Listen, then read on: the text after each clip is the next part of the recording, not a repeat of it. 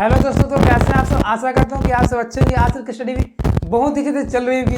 दोस्तों आज फिर हम लोग तो पढ़ने वाले थे तो क्लास 10 एनसीईआरटी मैथ का एक्सरसाइज 6.3 को। जी हाँ दोस्तों, इसके पहले हम लोग 6.1 6.2 को सोल्व किया था एक ही वीडियो में, वन शॉर्ट वीडियो। तो आज उसी प्रकार से हम लोग जो 6.3 के जितने सारे सवाल आपको दिए गए एनसीईआरटी बुक में, उस सारे सवालों को सोल्व करेंगे एक एक करके, बहुत ही शानदार कंसेप्ट के साथ, एक शानदार इन्वायरमेंट के साथ, ताकि हम लोग को मजा आए, बोरिंग नहीं हो। ठीक है, इसलिए दोस्तों आप सभी को इस सवालों को देखना, समझना, क्लियर करना है, तो बस वीडियो को अंत तक देखते रहिएगा।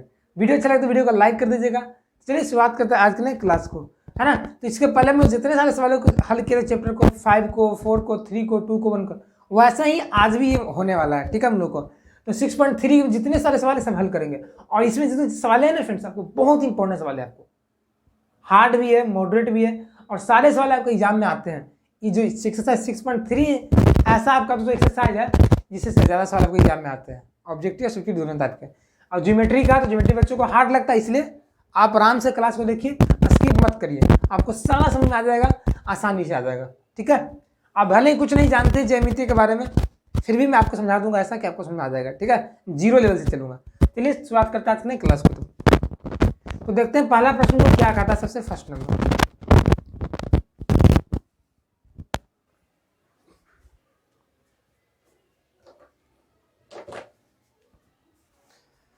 तो फ्रेंड्स पढ़िए, हम लोग क्वेश्चन है फर्स्ट को पढ़ते हैं क्या कहा। देखिए फर्स्ट में प्रश्न क्या बोल रहा है फ्रेंड्स आपका, कि बताइए कि दी हुई आकृतियों के युग्मों में से कौन कौन से युग्म, यानी कि जोड़ा, युग्म का मतलब जोड़ा होता है, जोड़ा समरूप है, और उस समरूपता कसौटी का नाम लिखो। कसौटी का मतलब होता है किस कंडीशन से, किस रूल के थ्रू आपका ये समरूप हुआ है ना। जैसे पढ़े ना, angle angle, angle angle, triple angle, है ना, साइड एंगल साइड, वो आपका नाम लिखना है। आपका यहाँ पे 6 फिगर दिया हुआ है, 6 जोड़ा, उस 6 में आपका चेक करना है ना। तो समरूपता का कसौटी क्या होता है, 3 ही चीज तो होता है इसका, या तो 2 को कोण बराबर हो जाए दोनों त्रिभुज में तो बराबर समरूप हो जाएगा, या तो तीनों कोण बराबर हो जाए, या तो एक कोण बराबर हो जाए और उस कोण को बनाने वाली भुजा का अनुपात बराबर हो जाए, समरूप हो जाएगा। तो आपको चेक करना है, आपको लगाना है, आपको सिर्फ चेक करना है, आपको सिर्फ दिया हुआ है, बना के रेडी कर दिया, आपको सिर्फ देखना है। देखिए अब यहाँ देखिए पहला फिगर, देखिए पहला फिगर में ट्रायंगल जो है ना, ट्रायंगल देखिए ए में अब ABC है और ट्रायंगल PQR है। तो ABC में दोस्तों कोण A 60 है, कोण P 60 है, B 80 है, Q 80 है, C 40 है, तो यहाँ R 40 है। मतलब ये दोनों त्रिभुजों के संगत कोण बराबर हैं, तीनों कोण बराबर हैं। तो ये क्या होगा बताइए, तो समरूप होगा कि नहीं होगा, होगा, क्योंकि तीनों कोण बराबर है। अब तीनों कोण जब बराबर है ये तो समरूप हो ही जाएगा, एंगल एंगल एंगल से, है ना। तो मैं इसका आंसर क्या डाल दूंगा, मैं यहाँ पे सबका आंसर लिख दूंगा। ठीक है, आपको समझा दूंगा आपको। देखिए हम लोग यहाँ पे ऐसे लिखेंगे। देखिए पहला क्वेश्चन जो है ना, पहला हम चूंकि देख सकते हैं एंगल A है ना, एंगल P के बराबर है, किसके बराबर है, 60 के बराबर है। और एंगल जो B है ना, वो एंगल Q के बराबर है, कितना, 80 के बराबर है। और एंगल जो आपका C है ना, वो आपका एंगल R के बराबर है, 40। तो यहाँ से देख सकते हैं कि एंगल एंगल एंगल से आपका क्या हो जाएगा, त्रिभुज, ट्रायंगल त्रिभुज ABC समरूप त्रिभुज PQR। समरूप का सिंबल ऐसा होता है उड़ती चिड़िया, लेकिन यही नीचे में बराबर लगा दूंगा तो सर्वांगसम का सिंबल हो जाएगा। तो एंगल एंगल से ये तीनों दोनों समरूप हो गया त्रिभुज। ठीक है, आगे बढ़ते हैं, हम लोग चेक करते हैं सेकंड नंबर को क्या बोलता है। यहाँ पे देखिए क्या बोलती, तो बोल रहा है यहाँ पे कि ABC है PQR। ABC में आपका AB भुजा 2 सेंटीमीटर दिया हुआ है, BC भुजा आपका 2.5 सेंटीमीटर दिया हुआ है, और AC 3 है। अब PQ 6 है, QR 4 है, और PR 5 है। तो आपको यहाँ पे तो एंगल दिया नहीं है, तो हम लोग यहाँ पे क्या करेंगे, क्योंकि भुजा दिया हुआ है ना, भुजा का मान दिया हुआ है, लंबाई दिया हुआ है, तो हम लोग यहाँ पे क्या करेंगे पता है, भुजा का अनुपात करेंगे, संगत भुजा का अनुपात करेंगे। यदि अनुपात करने पे, भागा देने पे, यदि रेशियो समान आ रहा है, रेशियो सेम आ रहा है, तो समझिएगा कि वो जो दोनों त्रिभुज क्या हो गए, समरूप हो जाएंगे। जैसे देखिए मान लीजिए देखिए AB 2 है, तो यहाँ पे क्या है, AB 2 है, तो दोस्तों यहाँ पे QR 4 है, मतलब दुगुना है। BC दोस्तों 2.5 है, तो आपका PR 5 है, मतलब ये 2.5 का दुगुना 5 होता है। AC 3 है, तो आपका PQ 6 है, मतलब 3 दूनी 6। यानी कि देख सकते हैं कि यहाँ पे जो भुजा जो है ना आपका दुगुना है, दुगुना है इसका, भले ही मैं फिगर में दुगना नहीं दिखाया हूँ, लेकिन दुगना आपका दिया गया है। तो यहाँ से देख सकते हैं, यहाँ मैं लिख सकता हूँ इसे AB बटा में AB बटा में Q1 क्या आ जाएगा 2/4, कितना आ जाएगा 1/2।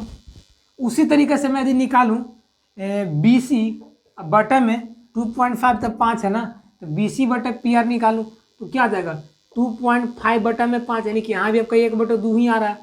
देखिए ऐसा नहीं दोस्तों कि आपको BC को QR से ही करना है, वो फिर मत रहिएगा, जहाँ आपका अनुपात मिल रहा है उसको करिएगा, ठीक है। ऐसा नहीं कि BC बटा QR गलत हो जाएगा, AC बटा PR गलत हो जाएगा। आपको देखना है कि कहाँ पे रेशियो सेम आ रहा है, आपको माइंड में लगाना पड़ेगा, है ना। तो देखिए वहाँ 1/2 आया, और जब मैं AC बटा करूँगा PQ, AC बटा PQ करूँगा तो 3/6 बराबर 1/2। तो आप यहाँ से देख सकते हैं दोस्तों कि यहाँ भी आपका 1/2 आया है, यहाँ भी 1/2 आया है, यहाँ भी 1/2, मतलब संगत भुजाएं समानुपाती है। तो हम लोग बोल सकते हैं कि दोनों ट्रायंगल क्या होंगे, समरूप होंगे, सिमिलर होंगे। कौन से क्राइटेरिया से होंगे, तो साइड से।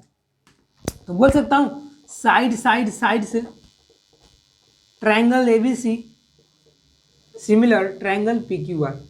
समझ में आया। देखिए आपको मन से तो भुजा का अनुपात देखना पड़ेगा। मैंने देखा कि 2.5 का दुगुना 5 है, 3 का दुगुना 6 है और 2 का दुगुना 4 है, मतलब तीनों भुजा इसका दुगुना ही है दूसरे त्रिभुज से। तो मैंने समझा कि समरूप हो गया, ये भी आपका समरूप हो गया, तीसरा भी समरूप, दूसरा समरूप हो गया।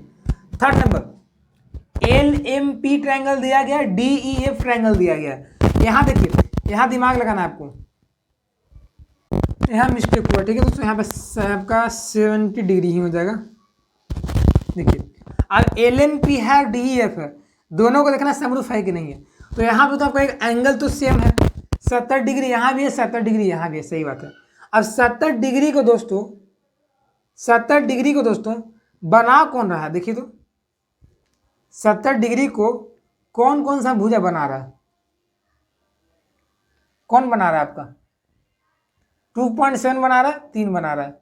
तो 3 दूनी 6 तो हो जाएगा, लेकिन 2 दूनी 4 है, यहाँ पे देखिए अलग हो गया ना, यहाँ पे आपका अलग हो गया दोस्तों। देखिए हम लोग क्या पढ़े साइड एंगल में, क्या पढ़े कि जो भुजा को बनाता है, जैसे मान लीजिए आपका ट्रायंगल है, यहाँ पे मान लीजिए कोई 30 डिग्री है, यहाँ पे A है B, तो मैं डिटेल समझा दे रहा हूँ आपको, ठीक है। मैं डिटेल में समझा दे रहा हूँ ताकि बच्चा को दिक्कत ना हो। मैं बोल दिया आपको, वचन दे दिया हूँ कि आपको 0 लेवल से नहीं समझाऊंगा। तो ये पता क्या होता है इसका फॉर्मूला, 30 डिग्री को कौन कौन बना रहा है भुजा, AB बना रहा है, AC बना रहा है, तो AB, और यहाँ पे 30 को कौन बना रहा है, PQ बना रहा है, PR बना रहा है, तो AB बटा PQ बराबर ये AC बना रहा है ना, तो AC बटा PR। मतलब यदि जब एक कोण बराबर हो आपका और आपका उस कोण को बनाने वाला भुजा का अनुपात बराबर हो, तब वो एंगल समरूप होता है। लेकिन यहाँ पे देखा जाए ना, जब 70 को 2.7 बना रहा है, 3 बना रहा है, लेकिन यहाँ पे 70 को 4 और 6 बना रहा है, एंगल तो बराबर है, लेकिन जब इसका रेशियो करिएगा ना, देखिए मैं रेशियो निकालता हूँ, मैं थर्ड को रेशियो निकालता हूँ।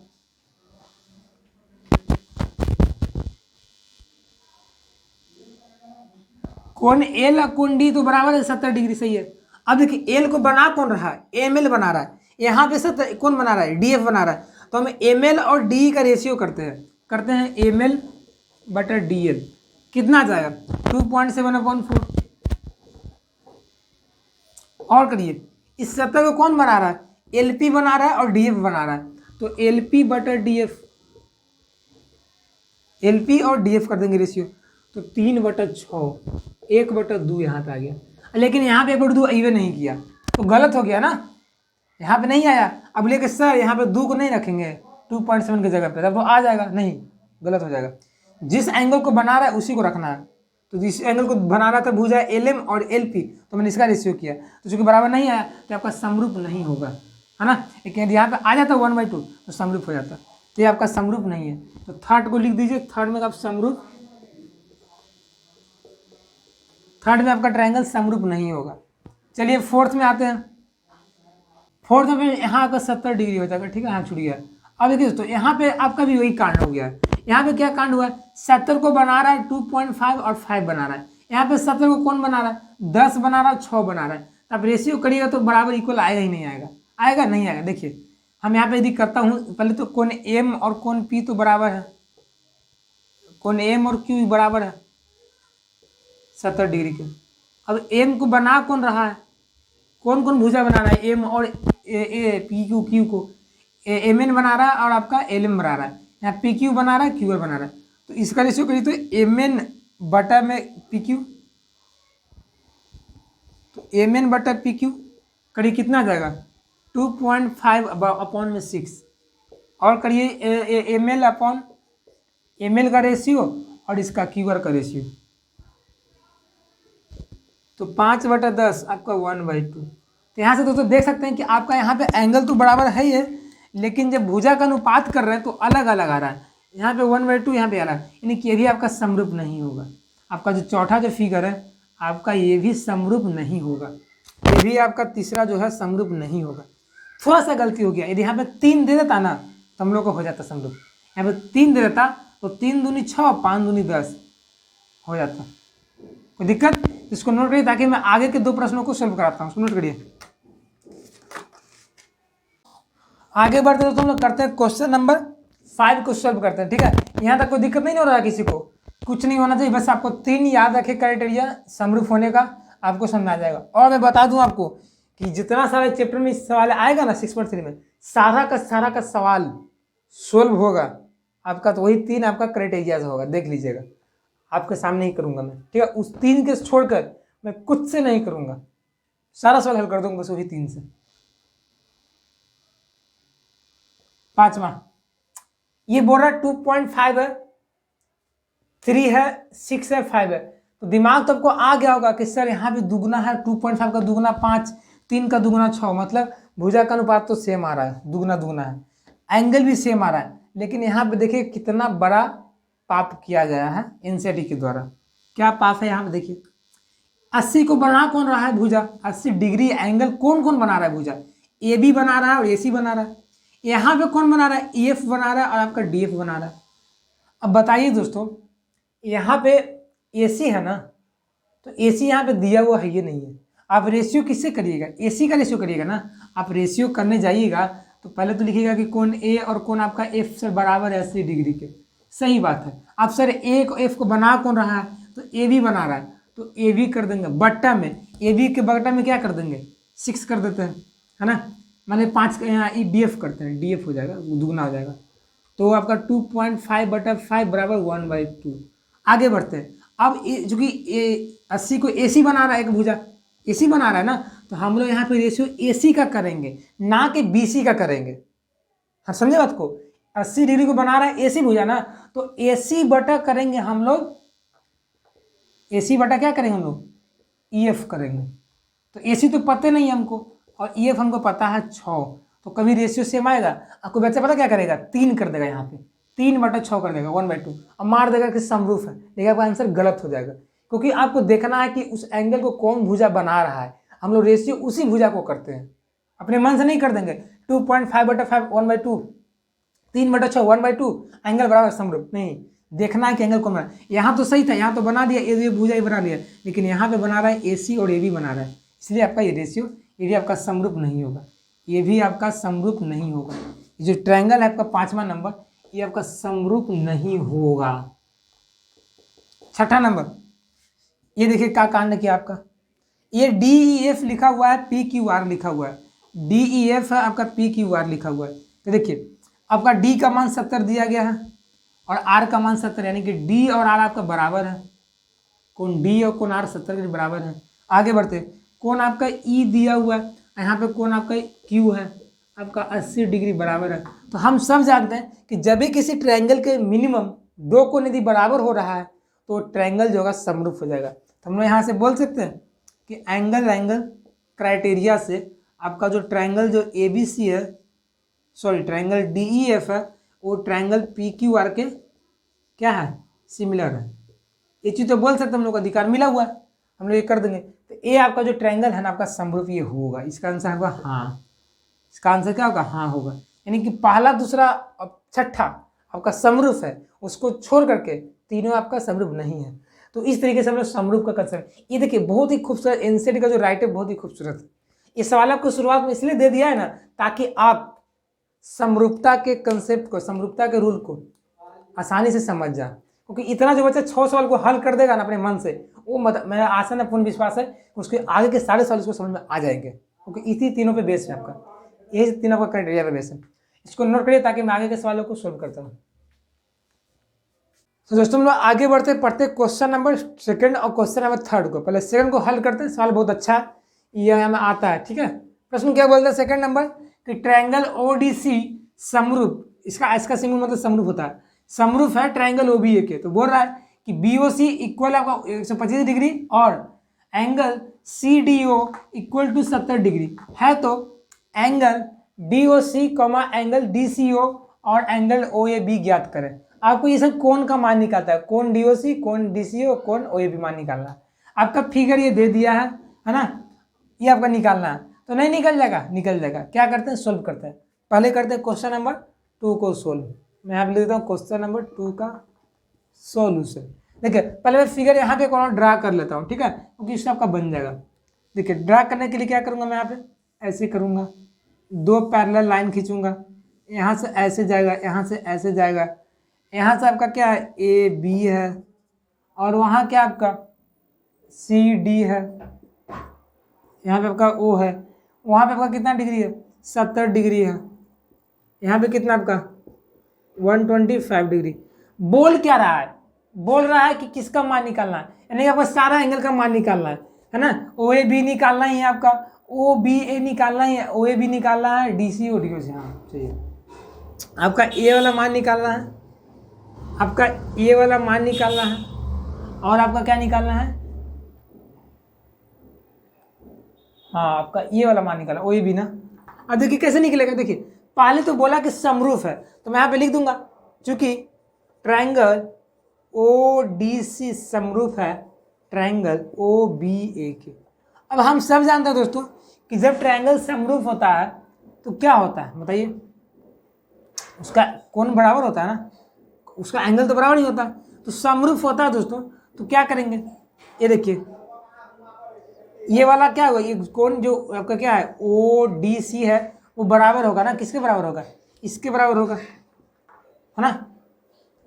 अब ऐसे भी कोई पता नहीं होगा तो जानते हो जब समानांतर रेखाएं रहते हैं ना, तो समानांतर रेखाओं के बीच में क्या होता है ना, एक एकांतर कोण बनता है, एकांतर कोण बराबर होते हैं। तो जो कि 70 डिग्री जो है ना, ये आपका कोण बी का एकांतर कोण है ना। तो कोण बी का एकांतर कोण तो मैं लिख सकता हूँ यहाँ पे कोण ओ बी ए बराबर 70 डिग्री। और दोस्तों चूंकि आप सब जानते हैं कि यहाँ पे चूंकि 125 बन रहा है, तो यहाँ से चूँकि टोटल 180 होता है ना, टोटल 180 होता है। अब आपका ए वाला 125 दे दिया तो ये नहीं निकल जाएगा, ए ओ बी निकल ही जाएगा। कौन ए ओ बी कैसे निकलेगा, 180 में से घटा दीजिए 125, यानी कि कितना जाएगा आपका 65 आ जाएगा, नहीं 55। और दोस्तों जब चूंकि ए आपका 55 है तो ये वाला कितना होगा, ये भी 55 हो जाएगा। हम पढ़े हैं ना, वैसे जब लाइन रहता है तो यहाँ पे जो एंगल बनता है वही एंगल इसके बराबर होता है। तो ये आपका 55 है, ये आपका 55 है, तो आपका डी ओ सी क्या हो जाएगा, वही 55 ही हो जाएगा। तो कौन डी ओ सी बराबर क्या हो जाएगा, कौन ए ओ बी के बराबर होता है। तो अब चूंकि निकाले हैं तो 55 डिग्री हो जाएगा। यानी हम लोगों का मान निकल गया है, किसका किसका मान निकला है, इसका मान निकल गया आपका, इसका मान निकल गया आपका 70 डिग्री, इस डी ओ सी का मान निकल गया 70 डिग्री, सॉरी 55 डिग्री। मान निकालना डी सी ओ का। आप दोस्तों बताइए आप ही लोग दोस्तों कि यहाँ पे ट्रायंगल बन रहा है, ट्रायंगल यहाँ पे आपका 70 डिग्री है ना, यहाँ पे आपका 55 डिग्री है, तो ये कितना होगा। हम सब जानते हैं किसी भी ट्रायंगल में जो तीनों कोनों का जो योग होता है 180 होता है, तो 180 में से घटा देंगे दोनों को जोड़ करके तो नहीं निकल जाएगा। तो यहाँ से आप निकाल सकते हैं कोण क्या डी सी ओ बराबर क्या आ जाएगा 180 माइनस क्या 125 प्लस 55, है ना, क्या होगा, नहीं सॉरी 70 प्लस 55 ना, इसका आंसर कितना आ जाएगा 55 डिग्री आ जाएगा। तो फाइनली हमारा आंसर निकल गया। देखिए कुछ निकालने के बड़ा बात था नहीं, हम सब जानते कि जब लाइनें पैरेलल रहती है, जब लाइन ऐसे रहेगा ना पैरेलल ऐसे, तो यहाँ पे जो देखिए यहाँ जो एंगल बनेगा ना ये वाला, देखिए ये वाला एंगल इसके बराबर होता है। यदि ये एक है ना तो ये 2 होगा। और दोस्तों ये जो 2 होगा ना ये भी आपका 2 ही होगा, बराबर होता है। और जो ये 2 होगा ना तो आपका ये भी 2 ही होगा, सम्मुख कोण से। तो ये पैरेलल में आपका कंसेप्ट रहता है। 9th में पढ़े हो तो सही है, नहीं पढ़े हो तो मैं आपको बता दिया हूँ, अब ध्यान में रखिएगा, ऐसे होता है, ठीक है। ये 2 को एकांतर कोण बोलते हैं। ये आपका क्या होगा, जो एक ही दिशा में बनता है ना, इसको एक सम्मुख कोण होता है। ये आपका क्या होता है, सम्मुख कोण होता है, 2 और 1-2 को एकांतर कोण बोलते हैं। तो उससे बराबर हो गया। मैंने समरूपता कंसेप्ट भी नहीं लगाया। चलिए, ये तो हमारा दूसरा का सोल्यूशन हो गया। अब बचा हमारा तीसरा का सोल्यूशन करना। इसको दिक्कत नहीं ना हुआ एंगल निकालने में, पढ़े है ना सब चीज़। अब बोले कि सर यहाँ 55 कैसे ले आए हैं। देखो बच्चा, मैं 55 कैसे लाया हूँ। यहाँ चूंकि लाइन ऐसे था ना, और चूंकि ए हमारा 125 था, और हम तो जानते हैं कि टोटल जो एंगल 180 बनता है, और ये 125 है, तो ये नहीं निकल जाएगा। घटा दें 180 में से 125 तो 55 आ जाएगा। तो मैंने आपका सारा कंसेप्ट को तोड़ दिया हूँ, है ना। तो अब आपको दिक्कत नहीं होना चाहिए। दिक्कत आ रहा है इसका मतलब आप मेहनत नहीं कर रहे हैं, समझने का प्रयास नहीं कर रहे हैं, आपका माइंड यहाँ पे नहीं है। क्योंकि भाई मैं इतना डिटेल समझा रहा हूँ, इतना कुछ समझाएगा भी नहीं, क्योंकि मैं देख ही रहेगा आपका कितना लंबा वीडियो जा रहा है ना। खासकर ज्योमेट्री में तो ज़्यादा ही खींचता हूँ, क्योंकि ज्योमेट्री से मुझे ज़्यादा लगाव है ना। ज्योमेट्री में ज़्यादा डिटेल में पढ़ाना चाहता हूँ। थर्ड हमारा हो गया सोल्यूशन करते हैं। देखिए, ये सवाल है ना आपका इसके पहले वाला एक्सरसाइज में किया हुआ है। आप यदि इसके पहले रेगुलर देख रहे होंगे एक्सरसाइज 6.2, 6.1, तो आपको पता चल गया होगा कि ये सवाल है आपका एक्सरसाइज 6.2 में दिया हुआ है। सवाल नंबर कौन सा होगा मुझे याद है, 9वां या 10वां का करीब ही होगा, ठीक है, 8वां या 9वां का ही से करीब होगा। तो वहाँ पे आपका ये सवाल दिया गया। फिर मैं बना देता हूँ, कोई दिक्कत नहीं है, क्योंकि आपका भी रिवीजन हो जाएगा ना।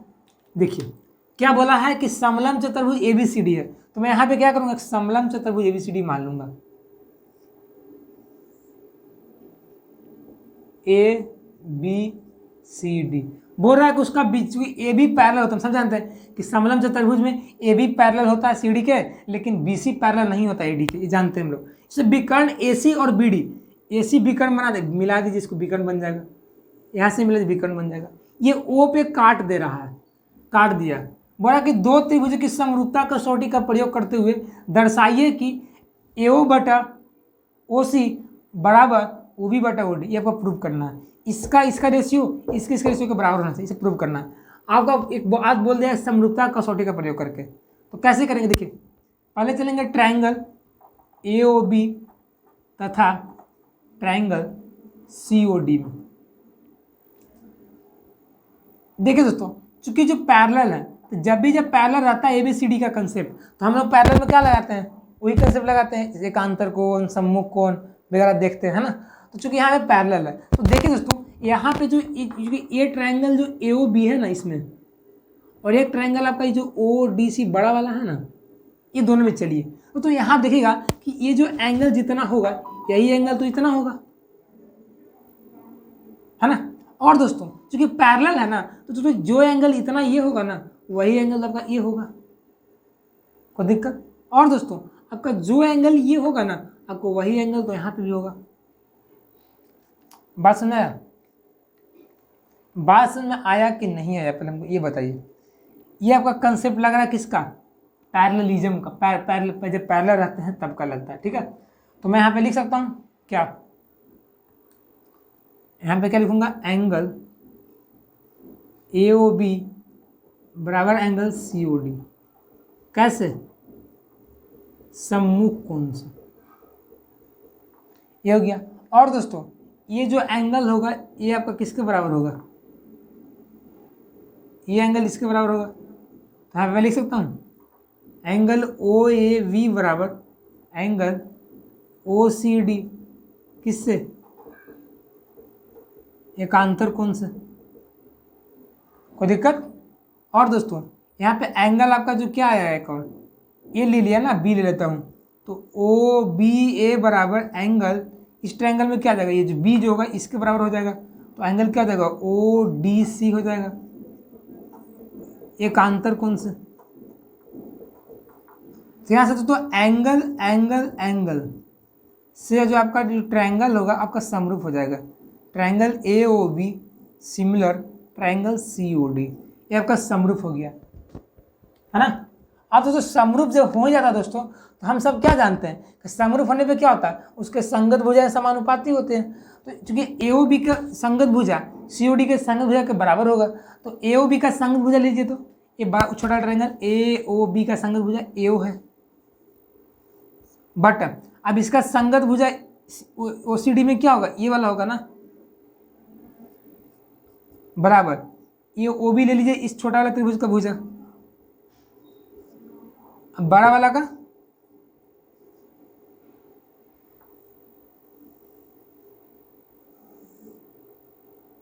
तो ये आपका, तो यहाँ से क्या समरूप का कंसेप्ट से हम लोग क्या किए, ये प्रूव कर दिए, ठीक है, जो हम लोग को प्रूव करना था। तो ओ ए बटे ओ सी बराबर ओ बी बटे ओ डी हमारा प्रूव हो गया, ठीक है। तो इस तरीके से हम लोग क्या कर सकते हैं, सोल्व कर सकते हैं। सवाल आपका पिछले भी दिया गया था क्वेश्चन नंबर 8-9 में, प्रीवियस एक्सरसाइज में, तो वहाँ से भी देख सकते हैं हम लोग, ठीक है। तो इसको नोट करें ताकि मैं आगे के सवालों को हल करता हूँ। चलिए फ्रेंड्स, हम लोग क्या करते हैं, क्वेश्चन नंबर क्या करते हैं 4 और 5 को सोल्व करते हैं, ठीक है। बहुत अच्छा सवाल है आपका। अब सारा सवाल मैं बता दूँ आपको, तो सारा सवाल जो आपका 3 ही आपके क्राइटेरिया पे बेस है, समरूपता के 3 कसौटी पे आपका बुरा बेस है ना। देखिए प्रश्न क्या बोल रहा है, 4 नंबर की आकृति 6.36 में QR upon QS is equal to Q2 अपॉन PR तथा कोण 1 बराबर कोण 2 है, तो दर्शाइए कि जो ट्रायंगल PQS समरूप है ट्रायंगल TQR के, है ना। अब वो समझ आया नहीं क्या है, दे दिया है, कैसे समरूप होगा ना। देखिए पहले जो बोलता है ना, जो ज्योमेट्री है, ज्योमेट्री में आपको बिना फिगर बनाए कुछ नहीं कर सकते, हाथ पैर कुछ नहीं मार सकते हैं, है ना। तो पहले फिगर बनाइए, तो फिगर बनाए कैसे बनाएंगे, देखिए तो पहले तो आपको फिगर दे दिया था, ठीक है, फिगर दिया हुआ आपको दोस्तों, फिगर आपका दिया हुआ है एनसीईआरटी बुक में, ठीक है। अब मैं ड्रा कर देता हूँ फिगर दोस्तों, आपका ये दिया हुआ है, ठीक है, ये फिगर दे दिया, इसमें आपका बोल दे रहा ऐसे ऐसे बनाना। देखिए क्या करेंगे, पहले तो चलते हैं, लिखता हूँ मैं क्वेश्चन नंबर 4 का सोल्यूशन। देखिए आपका क्या दिया हुआ, क्या दिया हुआ, देखिए QR दे दिया है आपका, बटा में QS इज इक्वल टू आपका QT बटा में PR, और आपका क्या दे दिया, एंगल 1 एंगल 2 के बराबर। आप दोस्तों बताइए दोस्तों, यहाँ पे आपका 2 ट्रायंगल बन रहा है, कौन कौन सा ट्रायंगल बन रहा है बताइए तो जरा। देखिए आपका तो एक ट्रायंगल बन रहा है बड़ा वाला, बड़ा वाला कौन ट्रायंगल बन रहा है, एक बड़ा वाला TQR बन रहा है। एक आपका ट्रायंगल कौन सा बन रहा है, छोटा वाला Q, यहाँ पे S होगा, QS, सॉरी यहाँ पे क्या होगा, P, हाँ Q होगा ना, P होगा। तो PQ एक R बन रहा है, एक आपका PQS बन रहा है, यानी और आपका यहाँ पे ओवरऑल आपका 3 ट्रायंगल बन रहा है। और दोस्तों हम लोग पहले चलते हैं, पता किस में, ये में चलते हैं, ये में। तो ये 2 ट्रायंगल आपका दिख रहा है यहाँ पे,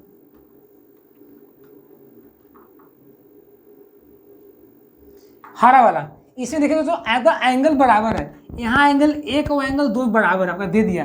तो हम सब जानते हैं दोस्तों कि जब भी किसी ट्रायंगल में 2 एंगल बराबर होते हैं, जब 2 कोण बराबर होते हैं, तो उसके सामने वाला भुजा भी बराबर हो जाता है।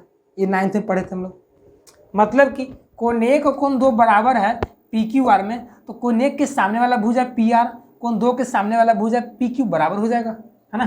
पढ़े 9th में। देखिए मैं इसलिए बोलता हूँ 9th का कुछ ना पढ़िए ना पढ़िए, ज्योमेट्री पढ़ लीजिए 10th के लिए, और 10th में कुछ पढ़े ना पढ़े आपका ट्रिग्नोमेट्री पढ़ लीजिए, है ना। और 11th में कुछ पढ़िए ना पढ़िए, क्या आप 11th में ट्रिग्नोमेट्री पढ़ लीजिए, क्योंकि सर 12th में यूज होता है। तो कुछ चैप्टर्स में है आपको पढ़ना जरूरी रहता है। PQR में क्या करते हैं, लिखा है ट्रायंगल PQR में, चूंकि क्या कोण 1 और कोण 2 बराबर है, तो कोण 1 के सामने वाला भुजा क्या है, कोण 1 के सामने वाला भुजा क्या है PR, और इसके क्या 2 PQ, तो PR और PQ क्या हो जाएगा बराबर, है ना। क्या हम लोग पढ़े हैं, सम्मुख कोण से, सम्मुख कोण बराबर होते हैं, ठीक है। बराबर कोण के सामने वाला जो भुजा होता है बराबर होता है, तो सम्मुख कोण, चूंकि दोनों का बराबर हुआ था ना, सम्मुख कोण दोनों बराबर थे, इसलिए दोनों के सामने वाला भुजा बराबर हो गया। अब देखिए दोस्तों, ये जो PR और PQ को जो मान निकाले हैं ना, यहाँ पे पुट कर दीजिए। यहाँ जो PR में जो PR है ना, PR के जगह पे आप PQ पुट कर दीजिए। तो मैं यहाँ पे लिख सकता हूँ QR बटा QS बराबर QT बटा PR। अब देखिए, अब PR को क्या करिए ना, PR के जगह पे पुट कर दीजिए PQ। तो मैं यहाँ पे लिख सकता हूँ QR बटा में QS बराबर QT बटा में क्या हो जाएगा, PR की जगह पे PQ, है ना। अब दोस्तों देखिए कि जो अनुपात है, किसी भुजा का अनुपात है, किन्हीं 2 ट्रायंगल का, है ना, संगत भुजा का अनुपात है, देखते हैं हम लोग। तो क्यू आर बटा में क्यू एस, मतलब क्यू आर आपका बड़ा ट्रायंगल का है, क्यू एस आपका छोटा ट्रायंगल का। क्यू टी आपका बड़ा का है और क्यू पी आपका छोटा का है। ये तो समझ में आ गया आपको, बस में आया।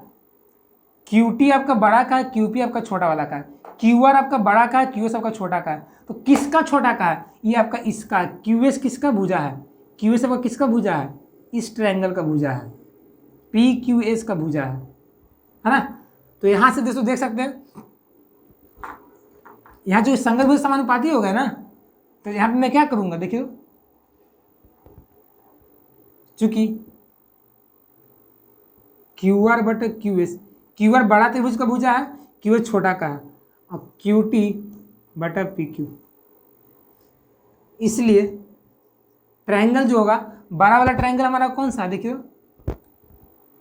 और दोस्तों यहाँ पे तो बराबर हो गया। और दोस्तों ये बड़ा वाला जो ट्रायंगल आपका है टी क्यू आर और एक पी क्यू एस, दोनों में एंगल भी कॉमन है। बड़ा वाला ट्रायंगल में भी आपका क्यू कोण आ रहा है, आपका पी क्यू छोटा वाला में क्यू कोण आ रहा है, मतलब आपका कोण जो क्यू जो है बराबर 1 आपका क्या कॉमन है, यानी कि उभयनिष्ठ है, उभयनिष्ठ है। यानी कि हम लोग बोल सकते हैं साइड एंगल, साइड से ट्रायंगल कौन सा बड़ा वाला ट्रायंगल क्या है, T Q R, triangle T Q R समरूप हो जाएगा छोटा वाला ट्रायंगल कौन सा है, पी क्यू एस, है ना।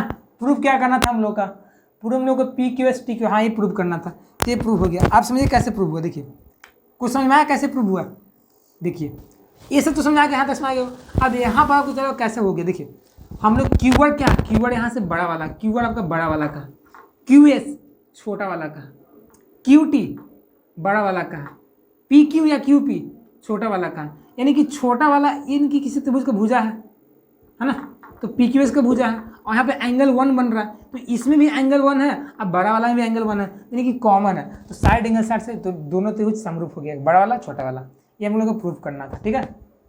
कोई दिक्कत हुआ नहीं ना। चलिए दोस्तों ये तो प्रूफ हो गया ना। अब आगे बढ़ते हैं, आगे बढ़ते हैं कैसे, यहाँ पे आते हैं। मैं यहाँ पे इसको पहले नोट करी ताकि मैं आपको सोल्व करा दूँ क्वेश्चन नंबर 5 को।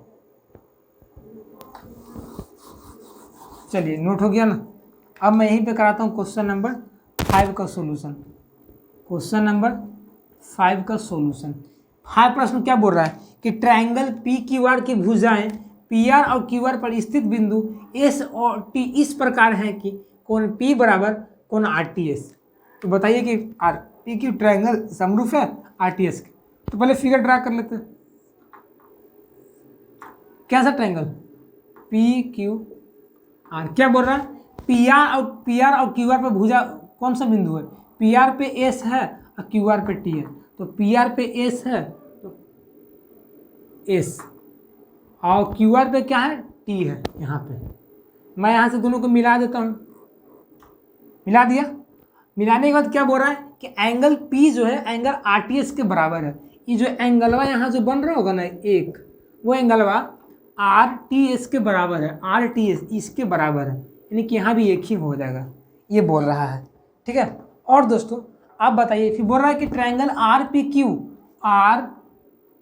क्यू बड़ा वाला, ट्रायंगल आर टी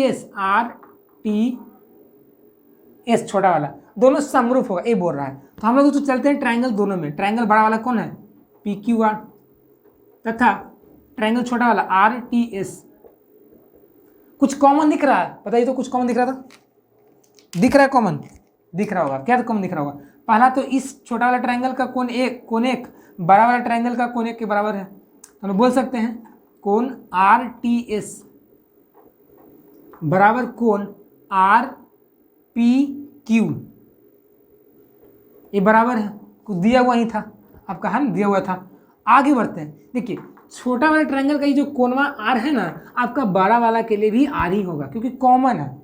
ये आर है ना, ये छोटा वाला के लिए आर ही होगा और बड़ा वाला के लिए भी आर ही हो जाएगा, कॉमन है ना दोनों में, बड़ा में भी आर आ रहा है, छोटा में भी आर आ रहा है। यानी कि बोल सकते हैं कोण क्यू आर टी बराबर कोण पी आर क्यू, क्या आपका ये उभयनिष्ठ है। उभयनिष्ठ को क्या हिंदी में बोलते हैं? कॉमन, इंग्लिश में कॉमन बोलते हैं, हिंदी में उभयनिष्ठ बोलते हैं। तो यहाँ देख सकते हैं दोस्तों आप लोग कि इस छोटा वाला ट्रायंगल और बड़ा ट्रायंगल में दो कोण बराबर है एक दूसरे को, तो हम लोग बोल सकते हैं कि एंगल से ट्रायंगल क्या P Q R similar triangle RTS के।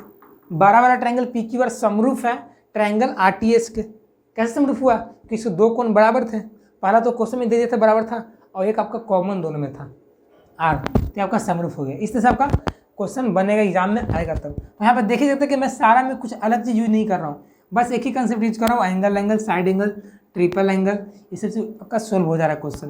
तो 5 तक मैंने सोल्व कर दिया हूँ। अभी और करता हूँ इसके आगे, पहले आप इसको नोट कर लीजिए। अब वीडियो तो अच्छा लग रहा है तो प्लीज़ वीडियो को लाइक करते चलिएगा, इसमें कोई कतई मत करिए, वीडियो को लाइक और सब्सक्राइब, क्योंकि फ्रेंड्स सब्सक्राइब आपके लिए फ्रेंड्स इतना मेहनत किया जा रहा है ना, इतनी गर्मियों में बनाया जा रहा है आपके लिए, सच खत्म जाता है, आपका भी कर्तव्य बनता है कि सब्सक्राइब करे रहें, जुड़े रहें हमसे, ठीक है।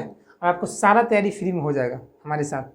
फिर चैनल को सब्सक्राइब कर दें। चलिए पहले इसको नोट करिए, फिर आगे बढ़ते हैं। चलिए फ्रेंड्स हम लोग करते हैं क्वेश्चन नंबर 6 और 7 को सोल्व करते हैं। देखिए बहुत अच्छा प्रश्न आपका है ना। देखिए यहाँ में आते हैं 10 वाले आपका ये वाला 6 नंबर, ठीक है। इसको ध्यान से मुझे क्या कहता है।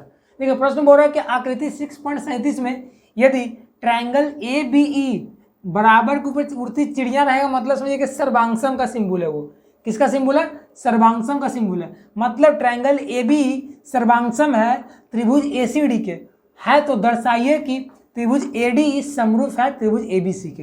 ये आपका फिगर दे दिया है, इसमें बोलना है कि आपका समरूप है, बड़ा वाला ट्रायंगल ABC है ना, उस समरूप है ADE के, आपको प्रूफ करके बताना है।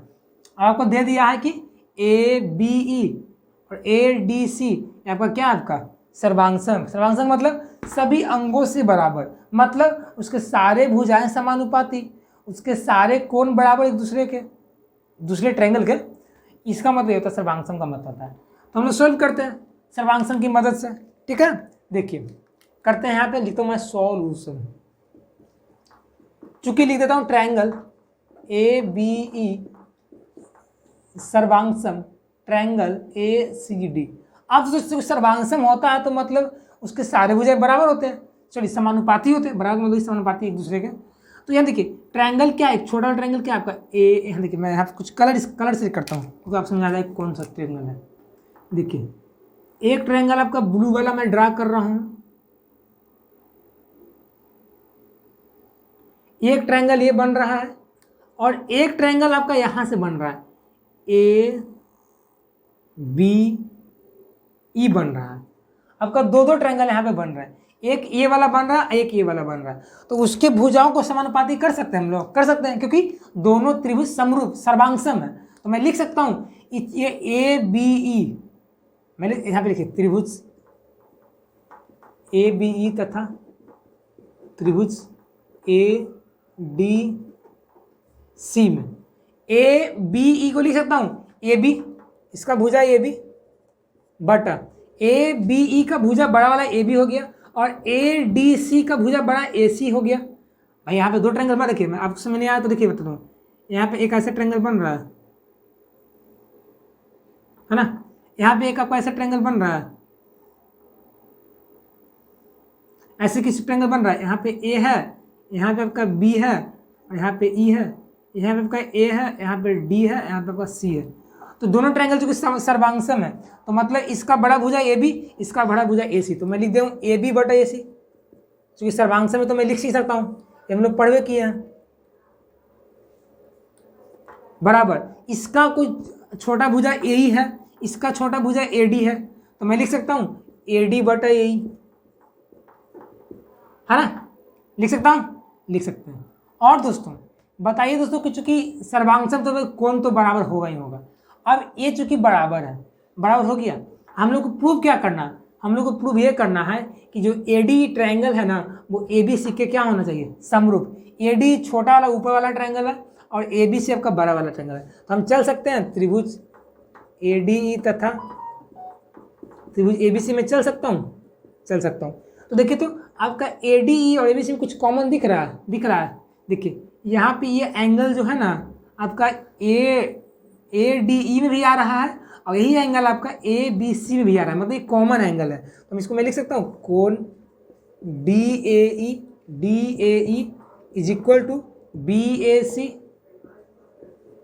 कहाँ से, कॉमन से, यहाँ पे उभयनिष्ठ लिख दूंगा। और दोस्तों हम लोग ने अभी एक इक्वेशन फर्स्ट में क्या लाया है, ये लाया, इसको भी लिख दीजिए, AB बटा AC बराबर AD बटा E।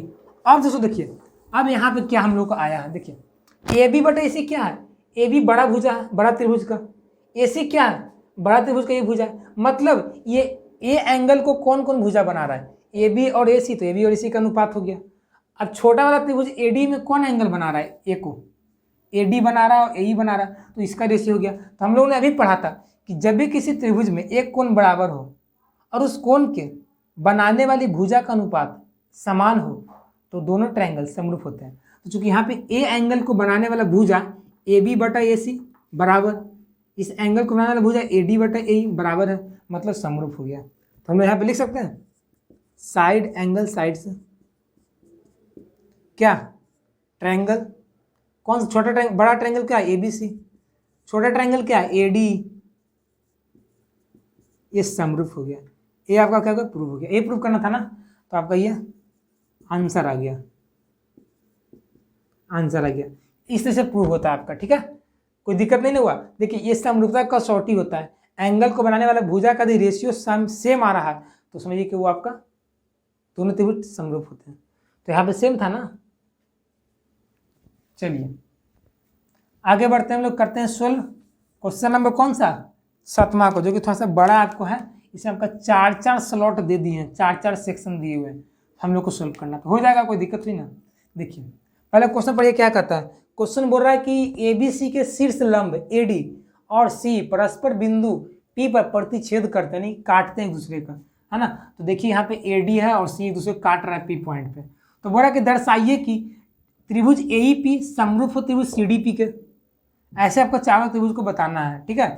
तो यहाँ पे ट्रायंगल तो बहुत सारा बन रहा है ना, एक ट्रायंगल बन रहा है, 2 ट्रायंगल बन रहा है, 3 ट्रायंगल, पूरा बड़ा 4 ट्रायंगल, 5, बहुत सारा ट्रायंगल यहाँ पे बन रहा है आपका ओवरऑल, ठीक है। तो 4 आपको ये प्रूव करना है, हो जाएगा। देखिए पहले तो क्या बोला है, पहला क्या बोला है, पहला के त्रिभुज AEP। ठीक है, मैं आपको दूसरे का बात बताता हूँ आपको, ठीक है। बात क्या बताता हूँ कि जब भी आपको कोई प्रूव करना रहेगा ना, तो जिस ट्रायंगल का बात करेगा ना, आप उसी ट्रायंगल में चलिएगा मोस्टली। अब जैसे देखिए मुझको बोल रहा है कि ये दोनों ट्रायंगल को समरूप करो, मैं क्या करूँगा ना, यही दोनों ट्रायंगल में चलूंगा और यही दोनों ट्रायंगल में कुछ सिमिलरिटीज को देखूंगा, कुछ समानता को देखूंगा, क्या दोनों में कॉमन चीज़ है ना। जैसे मैं चलूंगा, देखिए यहाँ पे त्रिभुज AEP तथा त्रिभुज CDP में मैं इसमें चला ना, क्योंकि प्रूव करना तो चलूंगा। अब ऐसा तो ना कि मुझे प्रूव करना है दोनों को, अब चलूंगा कोई और ट्रायंगल में, तो कभी प्रूफ होगा नहीं होगा। आपको जाना है पटना, आप चले जाइएगा रांची, तो कहीं पहुंच पाइएगा नहीं। तो आपको जाना है जहाँ वहीं जाएगा ना, उसी डायरेक्शन जाइएगा ना, तो ये चीज़ ध्यान रखिएगा। तो दोनों को प्रूव करना था, मैं दोनों ट्रायंगल में चला। अब चलने में देखिए क्या कॉमन दिखता है, देखिए ट्रायंगल AEP कहाँ पे, AEP आपका ट्रायंगल यहाँ पे है, जो AEP जो ट्रायंगल है आपका वो यहाँ पे है, हरा वाला से AEP है।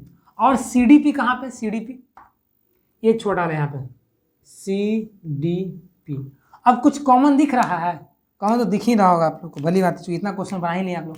पहला तो कॉमन है कि यहाँ कोण बराबर होगा एक दूसरे का, सम्मुख कोण से।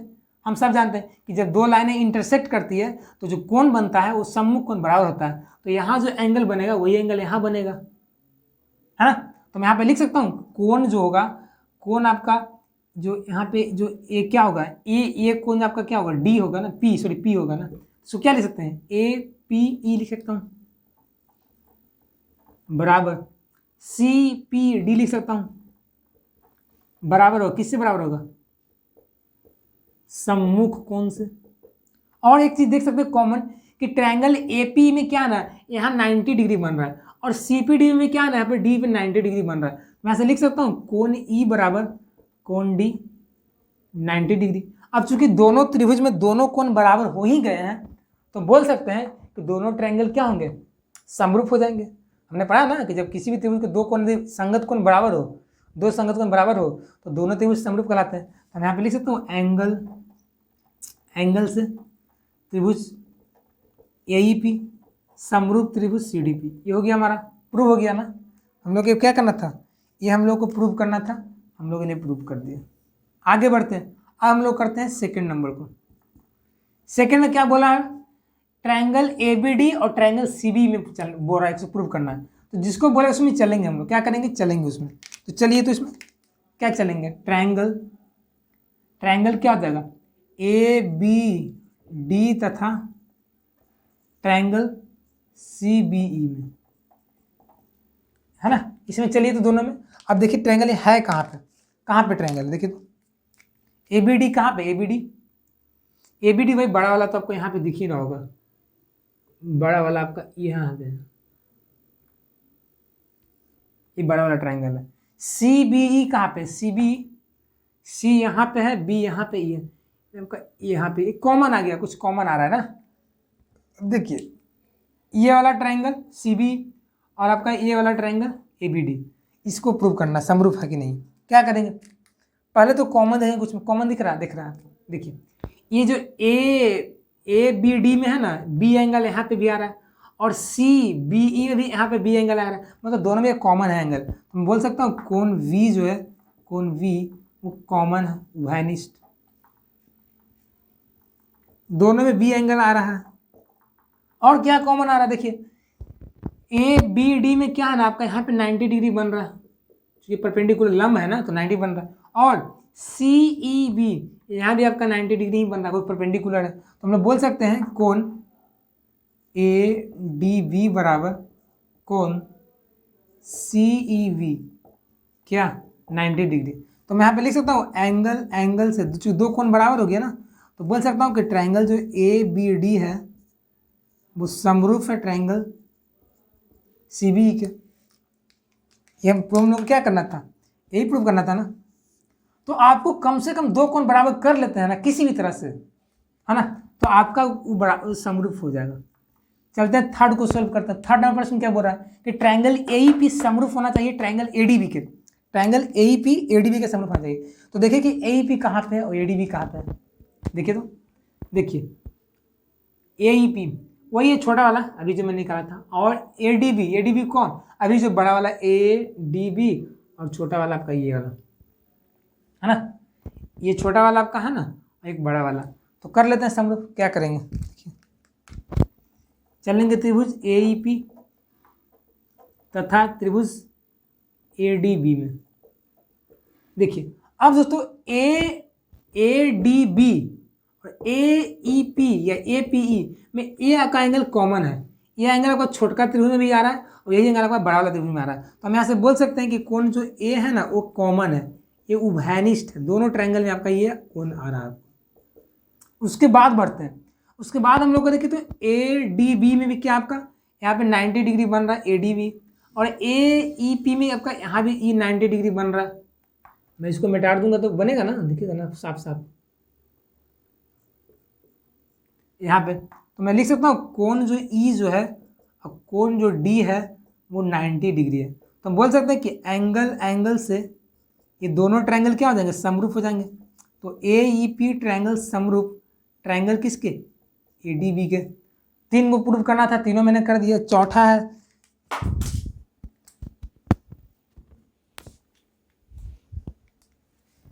चौथा में क्या प्रूव करना हम लोग को, चौथा में बोल रहा है कि जो पीडीसी है ना वो बीसी के पैरेलल है, सॉरी पैरेलल नहीं समरूप है, पैरेलल कंसेप्ट ही नहीं आएगा। तो मैं क्या करूंगा, चलूंगा त्रिभुज में, तो त्रिभुज पीडीसी तथा त्रिभुज बीईसी में,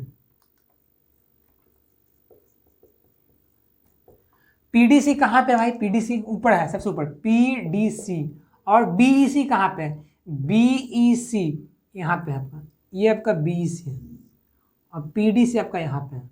तो कुछ कॉमन दिख रहा है, कुछ कॉमन दिख रहा होगा आपको, कौन सा कॉमन दिख रहा है, देखिए बीईसी बड़ा ट्रायंगल है और पीडीसी छोटा ट्रायंगल है, तो यहाँ भी सी आ रहा है छोटा वाला त्रिभुज में, और यहाँ से यहाँ भी आ रहा है आपका, यहाँ भी आ रहा है, तो दोनों कॉमन है ना।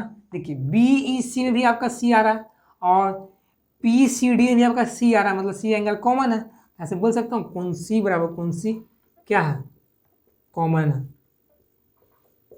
और क्या है 90 डिग्री बन रहा है कहीं पे कुछ, देखिए ये मैं इसको कॉमन लिख रहा हूँ, आपको समझ में आ नहीं रहा उभयनिष्ठ का मतलब क्या होता है, मुझे ऐसा लग रहा है, कॉमन लिख देता हूँ कॉमन, ठीक है। अब देखिए यहाँ चूंकि 90 डिग्री बन रहा है, पीडीसी में कोण डी बराबर 90 बन रहा है, और यहाँ भी आपका सीईबी में भी आपका ये 90 डिग्री बन रहा है। तो एंगल से आपका ट्रायंगल जो पीडीसी जो है आपका समरूप होगा बीईसी के। बीईसी के क्या होगा, समरूप हो जाएगा। तो जो हम लोग को प्रूव करना था फाइनली हम लोगों ने प्रूव कर चुका हूँ। ठीक है, कोई बड़ा ये क्वेश्चन था नहीं, आपको क्वेश्चन एक ही चीज़ पे था, आपको कॉमन एंगल दिखना है और आपका कहाँ पे 90 डिग्री बन रहा है, तो उससे आपका चारों क्वेश्चनों का प्रूव कर सकते हैं। बच्चों को हार्ड लगता है भाई कहाँ पे है नहीं है, लेकिन कोई हार्ड चीज़ है नहीं। इसका ट्रिक, सबसे ट्रिक क्या है कि जिस आपको प्रूव करने के लिए बोलेगा, जिसको समरूप प्रूव करने के लिए बोलेगा, उसी को ट्रायंगल में चलिएगा और उसमें सिमिलरिटी को देखिएगा, समानता को देखिएगा, क्या दोनों में कॉमन है, क्या दोनों में मिल रहा है, उसके बाद अपने आप आपको हल हो जाएगा। और कम से कम 2 एंगल बराबर हो गया तो आपका समरूप हो ही जाएगा। 3 का जरूरत है नहीं, 3 है तो ठीक है, 2 है तो 2 ही से हो जाएगा। इसको नोट करिए। चलिए फ्रेंड्स हम लोग बढ़ते हैं आगे क्वेश्चन की ओर, 8 नंबर और 9 नंबर की ओर। ठीक है, यहाँ तो किसी को दिक्कत नहीं हो रहा है, ठीक है, बहुत मैं स्मूथली और बहुत ही आसानी से मैं आपको समझा रहा हूँ। ठीक है, कोई फास्ट ज़्यादा नहीं, ठीक है, आराम से पढ़ा रहा हूँ, इसलिए आपको समझ में आना चाहिए। आप कॉपी कलम लेकर बैठे हैं ना, सारे क्वेश्चन का सोल्यूशन करते जाइए, लिखते जाइए जो मैं करा रहा हूँ। ठीक है, क्योंकि ये बाद आपको मिलने वाला है नहीं, अभी से याद रहेगा, आपको कॉपी रहेगा तो एग्जाम के टाइम आपका रिवीजन करने में आसानी होगा, आपको ज़्यादा उतना लोड नहीं पड़ेगा। ठीक है, इसलिए अभी से पढ़ते चले। 8वां प्रश्न पर क्या बोला, 8वां नंबर, समानांतर चतुर्भुज एबीसीडी की बढ़ाई गई भुजा एडी पर स्थित ई बिंदु है तथा बी भुजा सीडी को एफ पर प्रतिच्छेद करती है, तो दर्शाइए कि A B C F B समरूप है। हमको कुछ समझ में नहीं आया, बाउंस कर गया, कैसे समझ में आएगा? जैसे जैसे बोले ज्योमेट्री का क्वेश्चन वैसे वैसे आप फिगर ड्रा करिए। तो पहले बोला है कि ए बी सी डी समलंब चतुर्भुज है, सॉरी समानांतर चतुर्भुज है, तो मैं यहाँ पे अपने मन से एक सुंदर सा ना एक फिगर बनाता हूँ ए बी सी डी समानांतर चतुर्भुज का। तो बना देता हूँ यहाँ पे इसे। समानांतर में क्या होता है, उसके सारे भुजाएं एक दूसरे के क्या होते हैं, समानांतर होते हैं, है ना, और 90 डिग्री पे नहीं होते हैं भुजाएं एक दूसरे के। तो मान लीजिए जैसे ए है, ये बी है, ये सी है, ये डी है, नाम दे दिया। अब क्या बोल रहा है कि एबीसीडी की बढ़ाई गई भुजा एडी, मैंने कि इसका कौन सा भुजा को बढ़ाया गया है, एडी को बढ़ाया गया है। तो बढ़ाया तो मैं इसको बढ़ाया गया भुजा यहाँ पे एडी पर स्थित बिंदु ई है, इसको जो बढ़ाया गया है उस पर बिंदु एक ई स्थित है। फिर बोल रहा है कि बी भुजा, बी कैसे बनेगा, बी तुमको दिया हुआ है ये नहीं है, तो जब बी को ई से मिलाएंगे तब ना बी बनेगा। ये बी कब बनेगा, जब इसको मिलाएंगे तब ना। तो मैं यहां से मिलाता हूं इसको, बी बन गया, बी भुजा बन गया। अब क्या बोला कि बी जो भुजा है वो सीडी को एफ पे काटती है, प्रतिच्छेद करती है। तो सीडी पे यहाँ मान लीजिए पॉइंट जो है एफ है, काटता है। हो गया, सारा कुछ हो गया। जो फिगर में जैसे बोला मैं फिगर को ड्रा कर दिया। फिर बोला कि दर्शाइए कि जो ए बी ई, जो ट्रायंगल है ए बी ई बड़ा वाला, वो समरूप है किसके, सी एफ बी के। मतलब कि ए बी बड़ा वाला ट्रायंगल आपका समरूप है सी एफ बी के छोटा वाला ट्रायंगल के। समरूप कैसे हुआ देखिए, अब देखिए हम लोग दिमाग लगाते हैं। पहला दिमाग तो लग ही गया होगा आप लोग का, क्या दिमाग लगा होगा कि जो एंगल जो होता है यहाँ पे देख सकते हैं आप लोग, कुछ कॉमन दिख रहा है आपको इस ट्रायंगल में, ए बी ई में और सी बी एफ में कुछ कॉमन दिख रहा है, सी बी एफ है, और यहाँ पे आपका ए बी ई है, कुछ कॉमन दिख रहा है। देखिए दोस्तों, ये तो फिगर हम लोग को बन गया, जैसा बोला आपको क्वेश्चन बोला बना दिए। अब तो यहाँ पे आपको प्रूव करना है कि दोनों समरूप हैं। समरूप पहले मैं बताया था कि जब भी आपको दो ट्रायंगल को बोल रहा है कुछ समरूप है तो उसी ट्रायंगल में चलिएगा और उसी ट्रायंगल में देखिएगा कि क्या क्या समरूप है, क्या क्या समान है, क्या क्या सिमिलर है, क्या क्या कॉमन है। तो मैं चलता हूँ किसमें, इसको दोनों को समरूप बोला सिद्ध करने के लिए, तो मैं चलूँगा किसमें, इसी में चलूँगा, ट्रायंगल ए बी ई तथा ट्रायंगल सी एफ बी में चलूँगा में। अब देखिए कुछ कॉमन दिख रहा है। देखिए हम लोग ने एक चीज पढ़ा है कि समानांतर चतुर्भुज के सम्मुख कोण जो होते हैं वो बराबर होते हैं, सम्मुख कोण एक दूसरे के बराबर होते हैं, हम लोग पढ़े हैं। मतलब कि यदि ए वाला जितना एंगल होगा ना आपका वही इतना ये एंगल होगा, आपका जितना एंगल टोटल बी होगा ना वही आपका एंगल डी होगा, मतलब बराबर होता है एक दूसरे का। ठीक है, सम्मुख कोण बराबर होते हैं। तो चूंकि ए तो सी के बराबर हो गया, और दोस्तों हमने चूंकि जान रहे हैं कि ये पैरेलल है, ए बी जो है पैरेलल है सी डी के, तो पैरेलल में क्या होता है, जब कोई लाइन ऐसे रहता है, जब कोई लाइन ऐसे रहता है तो हमने क्या पढ़ा है कि जो ए वाला जो एंगल होगा वो इसके बराबर होता है। तो उसी प्रकार से दोस्तों यदि यहाँ पे आप एक चीज देखिएगा, या दोस्तों ये वाला मान लीजिए ये मूव ना देख ये दे दूंगा, इसे दे दूंगा, ये वाला बराबर हो जाएगा, एकांतर कोण से होता है ना। या तो ये मान लीजिए एक है तो ये भी एक हो जाएगा, ये मान लीजिए दो है तो आपका ये भी दो हो जाएगा। तो इसी प्रकार से तो यदि मान लीजिए ये जो एंगल बी होगा वो इसके बराबर हो जाएगा, ई के बराबर हो जाएगा।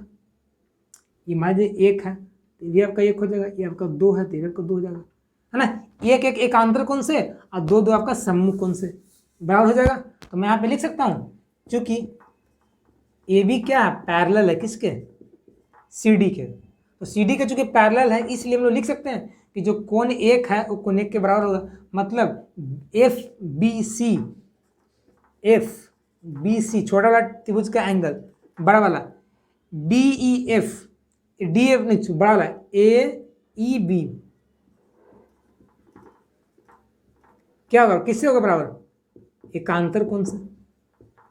मैं दोस्तों यहाँ पे डी ई एफ क्यों नहीं लिया, क्योंकि हमको डी एफ प्रूव ही नहीं करना, हमको प्रूव करना बड़ा वाला triangle A E B prove करना है, ए बी ई प्रूव करना है। इसलिए ये बड़ा वाला त्रिभुज का ई एंगल, ये छोटा वाला त्रिभुज का बी एंगल बराबर है एकांतर कोण से, मैंने लिख दिया।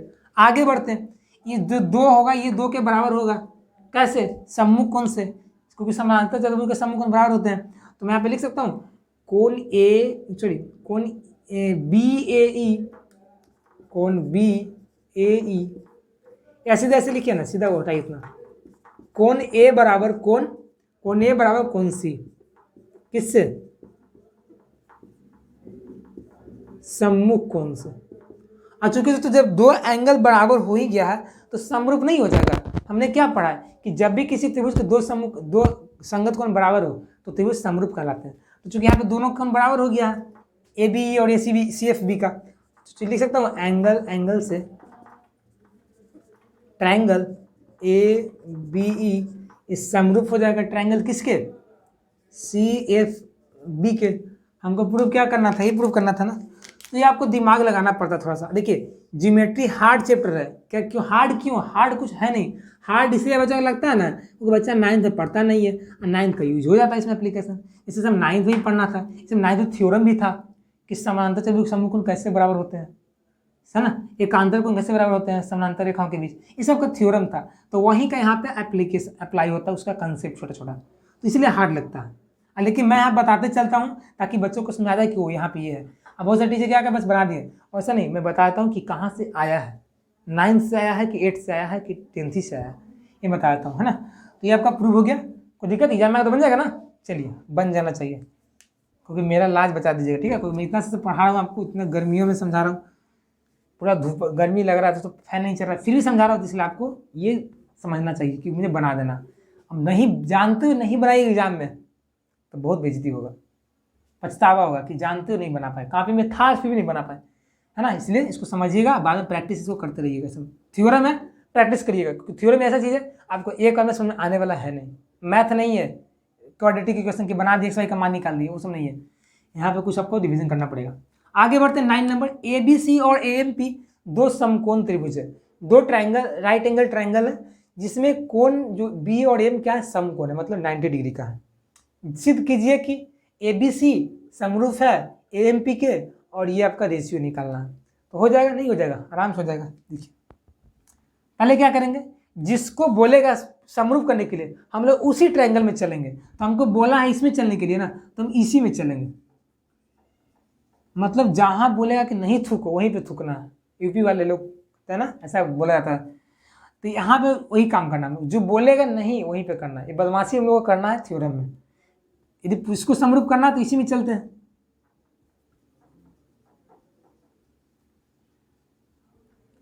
है ना, ए बी सी तथा ए एम पी में चलते हैं। अब देखिए क्या क्या कॉमन है, पहले देखिए ए बी सी कहाँ पे ट्रायंगल है, पहले आपको पकड़ना पड़ेगा ट्रायंगल है कहाँ पे, उसके घर जाना तो पहले पकड़ी है कहाँ पे, रहता कहाँ पे। तो ए बी सी कहाँ पे है आपका, ए बी सी बड़ा वाला ट्रायंगल, यहाँ पे है, ए एम पी कहाँ पे है, तो ए एम पी यहाँ पे, ये छोटा ट्रायंगल यहाँ पे है। पता चला। अब देखिए क्या करता हूँ, अब कुछ कॉमन दिख रहा है, देखिए तो ए बी सी में कुछ कॉमन दिख रहा है, ए बी सी में यहाँ तो 90 डिग्री है, तो मैं यहाँ पे लिख सकता हूँ कोण ए बी सी बराबर, और ए एम पी में क्या है, ए एम पी में भी 90 डिग्री है, तो कोण ए एम पी बराबर भी आपका क्या है 90 डिग्री, दोनों में कॉमन डिग्री सेम है। आगे बढ़ते हैं, कुछ कॉमन दिख रहा है आपको, कॉमन देखिए तो ए पी एम यहाँ भी ए आ रहा है, ए बी सी यहाँ भी ए आ रहा है, मतलब एंगल दोनों में कॉमन है, जितना ए होगा उतना ही इसमें ट्रायंगल में होगा। तो हम लोग लिख सकते हैं कोण ए बराबर कोण ए क्या आपका कॉमन है, तो हम लोग लिख सकते हैं एंगल से ये जो त्रिभुज आपका ए बी सी जो दिया हुआ था वो समरूप हो जाएगा ए एम पी के। ये तो हम लोग लिख ही सकते हैं, ये लिख सकते हैं ना, तो दोनों में एंगल से समरूप हो जाएगा, दो एंगल बराबर है दो को। आगे बढ़ते हैं, अब ये तो पहला प्रूफ हो गया। अब सेकंड में क्या बोला है ना, आपको सी ए बटा पी ए बराबर बी सी बटा एम पी प्रूव करना है। तो चूंकि हम लोग जानते हैं दोस्तों कि चूंकि ए बी सी जो है अभी मैंने समरूप प्रूव किया हूँ, तो हम सब जानते हैं कि दो त्रिभुज जब समरूप होते हैं तो उनके संगत भुजाएं समानुपाती होते हैं। संगत का मतलब करस्पॉन्डिंग। यदि आपके दोस्त का राइट हैंड साइड मजबूत है तो आपका भी राइट हैंड साइड मजबूत होना चाहिए, इसको संगत बोलते हैं। आपके दोस्त यदि लेफ्ट हैंड साइड से लिखता है, लेफ्ट हैंड से लिखता है, तो आप भी लेफ्ट हैंड से लिखेंगे, तो मैं बोल सकता हूँ कि आप दोनों को जो हाथे हैं संगत है। संगत का मतलब ये होता है, समझे, खुला दिमाग में बत्ती। संगत का मतलब क्या होता है, तो संगत मतलब उसके जैसा ही, तो समरूप होगा, सॉरी रेशियो बराबर होगा।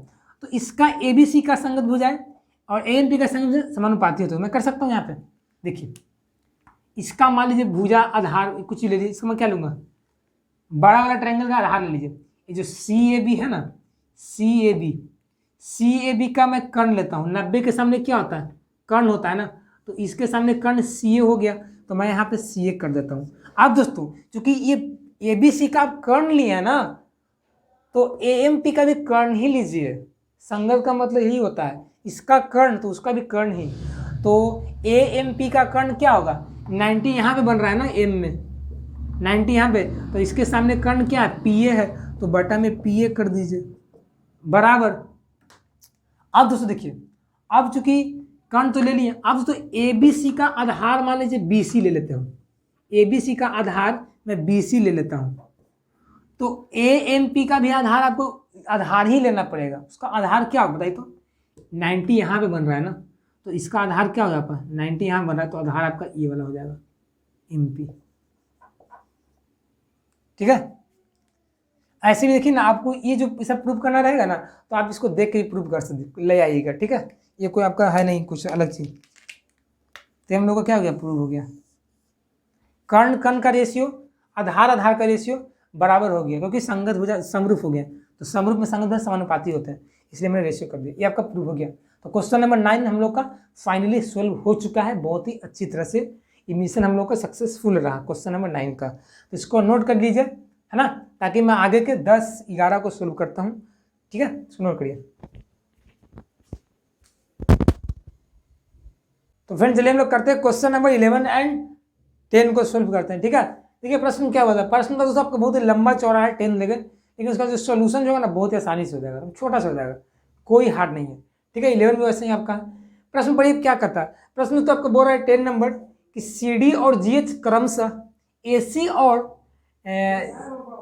एंगल ए सी बी और एंगल ई जी एफ के ऐसे समद्विभाजक है। समद्विभाजक का मतलब होता है जो बराबर भागों में बांटता हो, किसी एंगल को बराबर भागों में बांटता हो, समद्विभाजक होता है, या तो भुजा को बांटे, लेकिन यहाँ पे एंगल को बांट रहा है दो भागों में। कि बिंदु डी और एच क्रमशः ए बी सी ट्रायंगल और एफ ई जी की भुजाओं ए बी और एफ ई पर स्थित है। यदि ट्रायंगल ए बी सी समरूप होगा ट्रायंगल एफ ई जी को, तो दर्शाइए कि इतना इतना का रेशियो बराबर होगा और इतना दोनों त्रिभुज समरूपी होंगे। ये आपका प्रूव करना तो हो जाएगा। देखिए करते हैं क्या, पहले तो आपका फिगर ड्रा करना पड़ेगा भाई, सबसे पहले तो आपको फिगर ड्रा करना पड़ेगा। करते हैं ड्रा। पहले क्या करेंगे, ट्रायंगल दो, देखिए बात यहाँ पे दो ट्रायंगल का बात आया है, ए बी सी और एफ ई जी, तो दो ट्रायंगल का आप नाम लीजिएगा, दो ट्रायंगल ड्रा करिएगा। तो करते हैं ड्रा। देखिए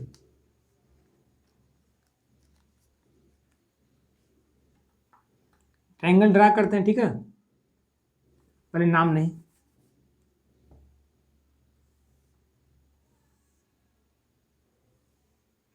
ये ट्रायंगल हमारा एक हो गया। एक और ट्रायंगल जस्ट इसका ऐसा ही एकदम सामने एक ले लेते हैं, इसका नाम मान लीजिए ए ले लेता हूं, इसका नाम बी, इसका नाम सी, और इसका नाम डी, इसका क्या हो जाएगा, डी नहीं एफ हुआ ना, ए बी सी, और इसका एफ ई जी, है ना, या ई एफ जी बोल सकते हैं, ई एफ जी बोल सकते हैं, ठीक है। अब देखिए क्या करते हैं हम लोग, अब इसे बोल रहा है कि एंगल जो ए सी बी है, ए सी बी एंगल कहाँ पे, ए सी बी यहाँ पे है, तो यहाँ पे एंगल है, और एक एफ एफ क्या है आपका ई जी एफ यहाँ पे, ये एंगल को दोस्तों ना दो भागों में बांट रहा है, ये एंगल को ना दो भागों में बांट रहा है। कौन बांट रहा है, सी डी, तो यहाँ पे डी ले लीजिए, और ये जो जी एंगल है ई जी एफ, ई जी एफ, तो ये एंगल को कौन बांट रहा है आपका दो भागों में, देखिए तो क्या नाम दिया गया उसका, जी एच, यानी कि यहाँ पे एच हो जाएगा, जी तो पहले सही है।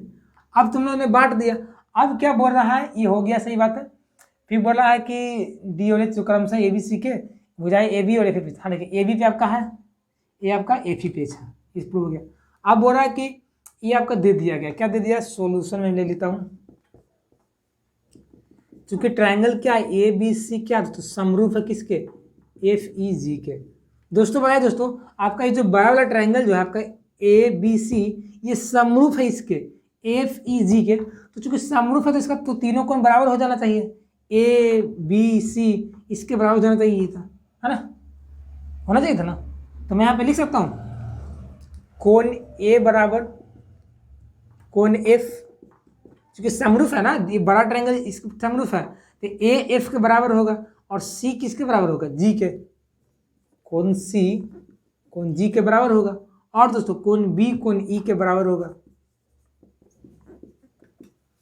ठीक है। और दोस्तों चूंकि हम लोगों ने क्या बोला है क्वेश्चन में, ये जो सी जो है दो भागों में बट रहा है, और जी भी दो भागों में बट रहा है, तो हम इसको ऐसे लिख सकते हैं, जो कोण सी जो है, कोण सी को क्या लिख सकते हैं, ए सी बी, सॉरी ऐसे लिख सकते हैं, कोण सी बराबर कोण जी। और दोस्तों हम लोग कोण सी को क्या लिख सकते हैं, क्योंकि कोण सी क्या है, दो भागों में बटा है, किसमें किसमें, छोटा है छोटा वाला में, तो ए सी डी में बटा है, तो मैं इसको लिख सकता हूँ 2 गुना एंगल ए सी डी। अब चूंकि तो ये मान लीजिए 30 है, तो ये पूरा 60 होगा ना, क्योंकि ये जो लाइन गया है ना, ये पूरा सी को दो भागों में बांटा है, बराबर भागों में बांटा है, तो मैं इसे लिख सकता हूँ सी को 2 गुना ए सी डी, है ना। और उसी तरह से मैं जी को लिख सकता हूँ, ये जी को 2 गुना ए ई जी एफ, क्योंकि जब ये 30 रहेगा ना तो आपका टोटल 60 हो जाएगा, यदि ये 30 रहेगा ना तो आपका टोटल 60 हो जाएगा, तो दोनों आपका जो एंगल जो है ना बराबर है, आपका ये दोनों एंगल बराबर है, ये आपका बराबर दोनों एंगल, तो 2 गुना मैं इसको लिख सकता हूँ एफ जी एच।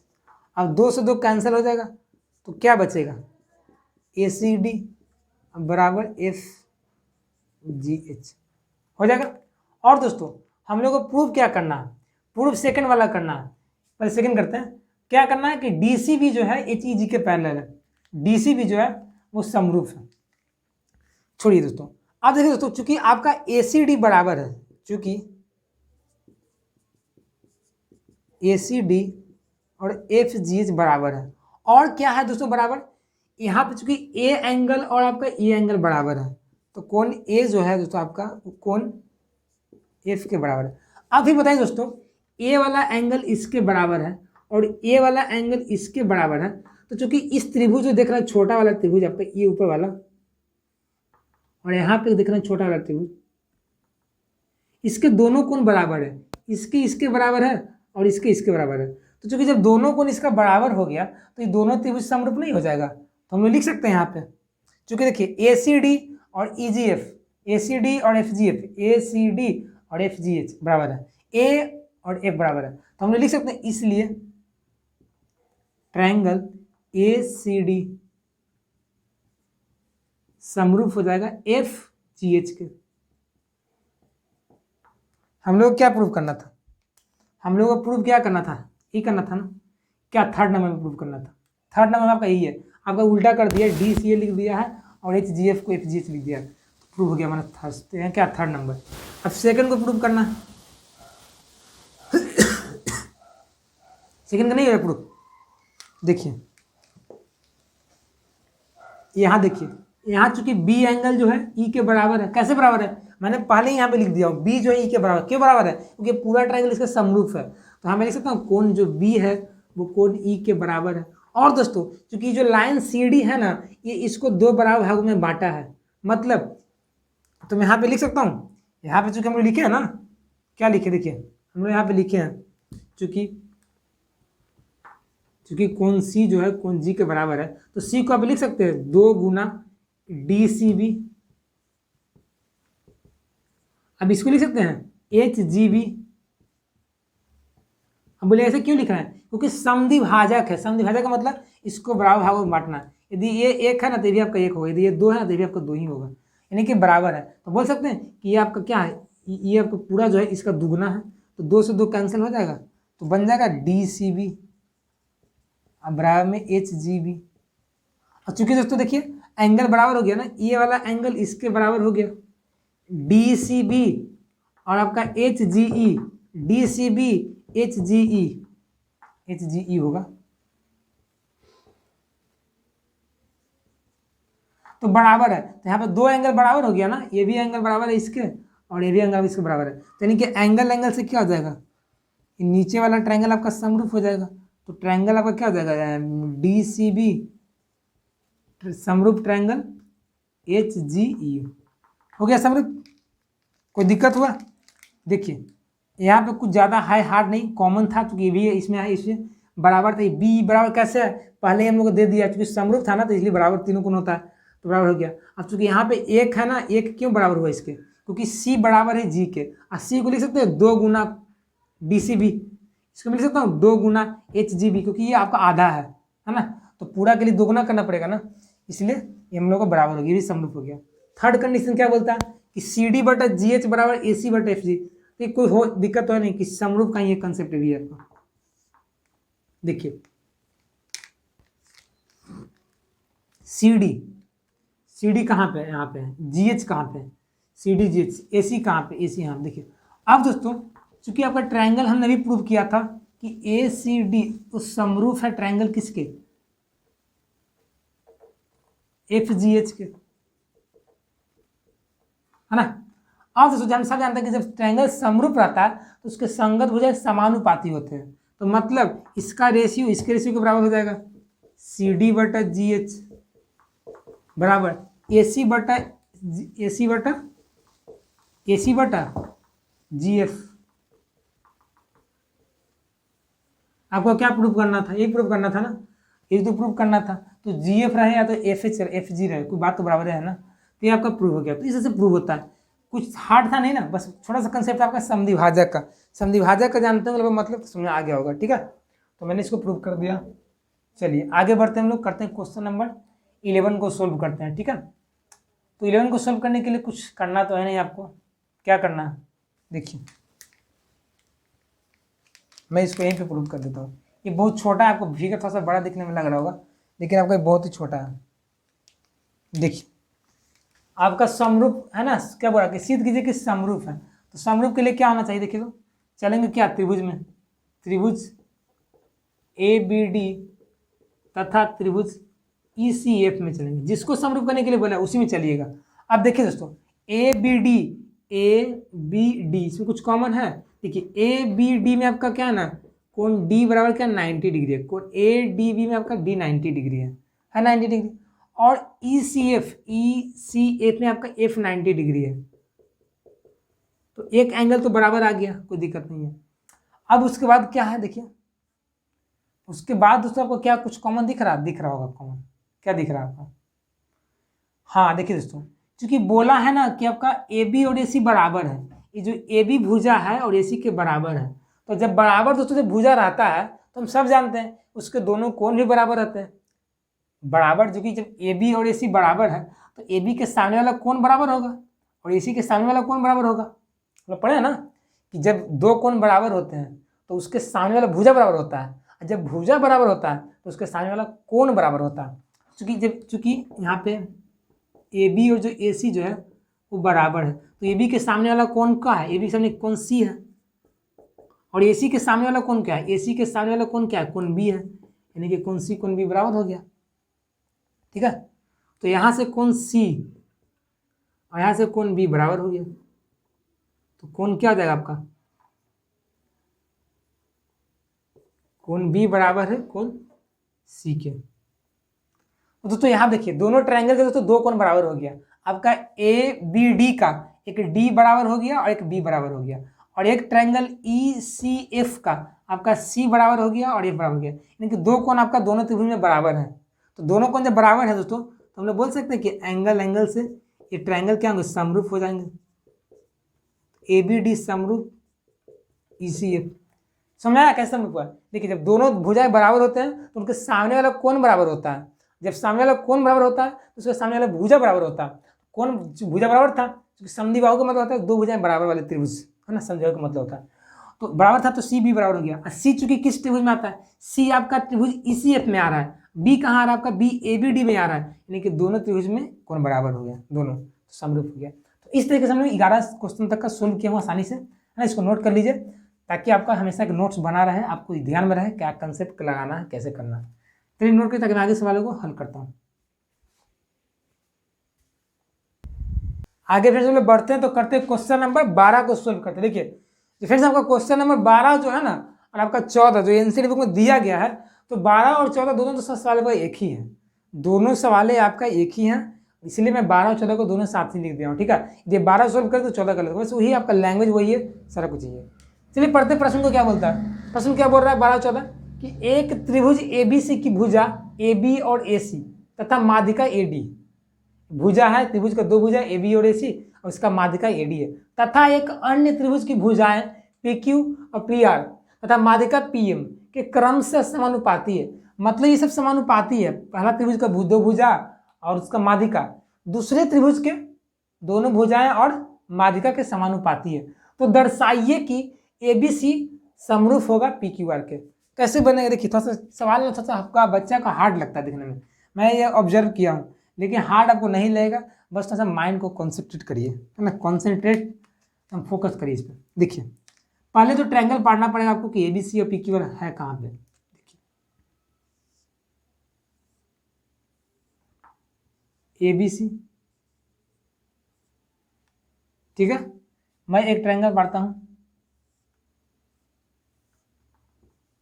PQR,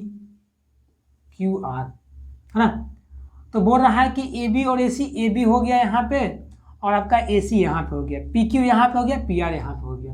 अब बोल रहा है कि माध्यिका कौन कौन सा है इसका भाई, तो AD एक माध्यिका है पहला त्रिभुज का, तो मैं यहाँ से एक AD लेता हूँ, D।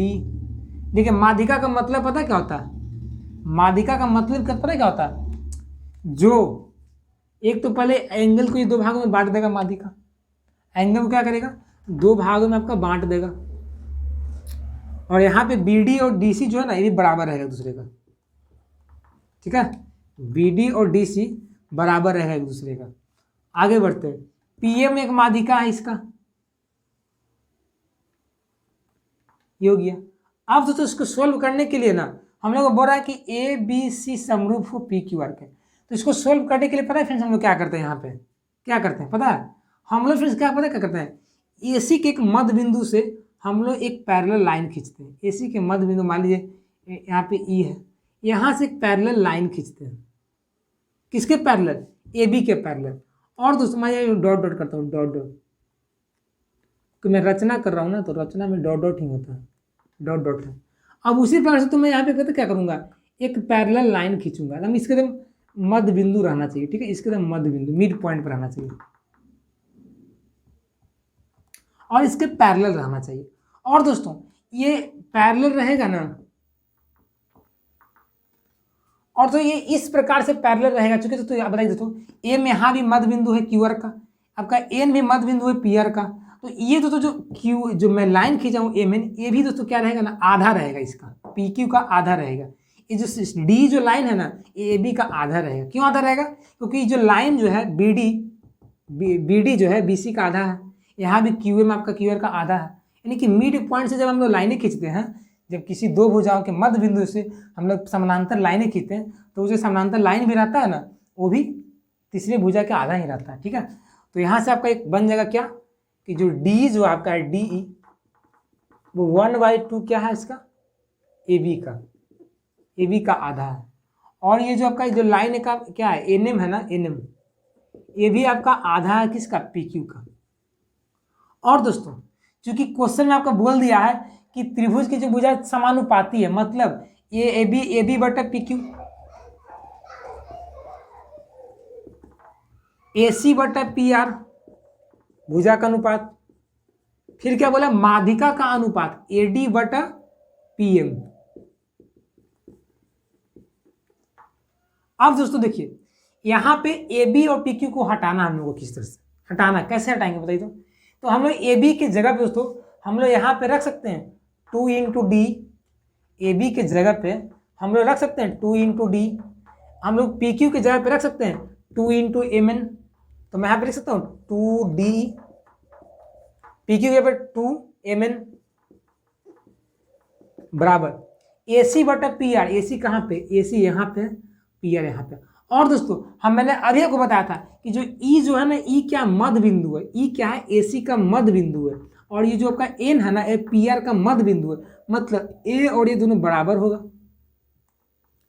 यानी कि हम लोग लिख सकते हैं ए सी को क्या लिख सकते हैं, ए सी को 2 इंटू ए ई, और मैं पी आर को क्या लिख सकता हूँ 2 इंटू पी एन, है ना, दुगना है ना, ये मान लीजिए 5 है तो आपका ए भी 5 यानी पूरा 10 हो जाएगा। तो मैं ए सी को क्या लिख सकता हूँ 2 इंटू ए ई, पी आर को क्या लिख सकता हूँ 2 इंटू पी एन। और दोस्तों आपका ए डी तो रहेगा ही रहेगा, ए डी बटा में पी एम, देखिए कैंसिल हो जाएगा 2 से 2,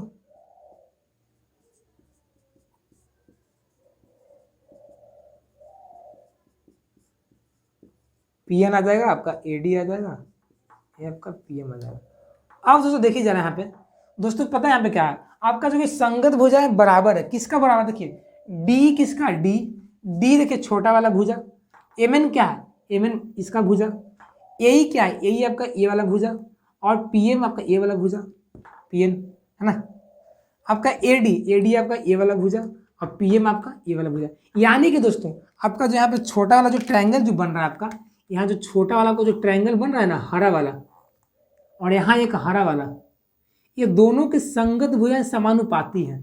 तो समानुपाती है मतलब ये क्या हो जाएगा आपका, समानुपाती है मतलब ये क्या हो जाएगा आपका, सर्वांगसम हो जाएगा ना।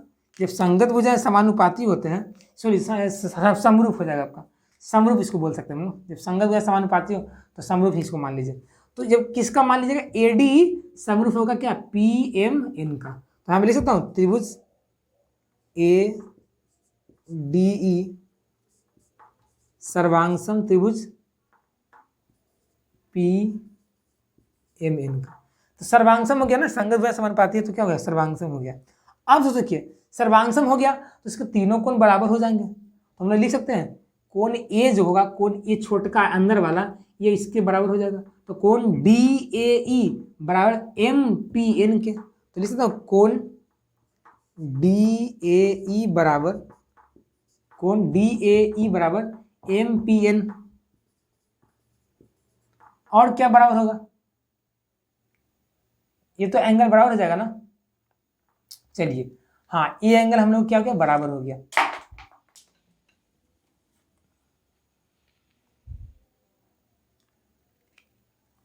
अब तो देखिए, अब चूंकि दोस्तों आपका जो ये वाला बराबर है, ये छोटा वाला एंगल ये इसके बराबर है। और मैंने आपको बताया था दोस्तों, क्या बताया था कि जब ये वाला एंगल जो है ना, ये पूरा का आधा होता है। जब भी आपको कोई माध्यिका दे देगा ना, माध्यिका, तो माध्यिका क्या पता करता है, ये हाँ एंगल को भी बांटता है दो भागों में। इसको तो बांटता ही बांटता, इसको भी बांटता है। यानी कि आपका ये 30 रहेगा ना, तो आपका ये भी 30 रहेगा।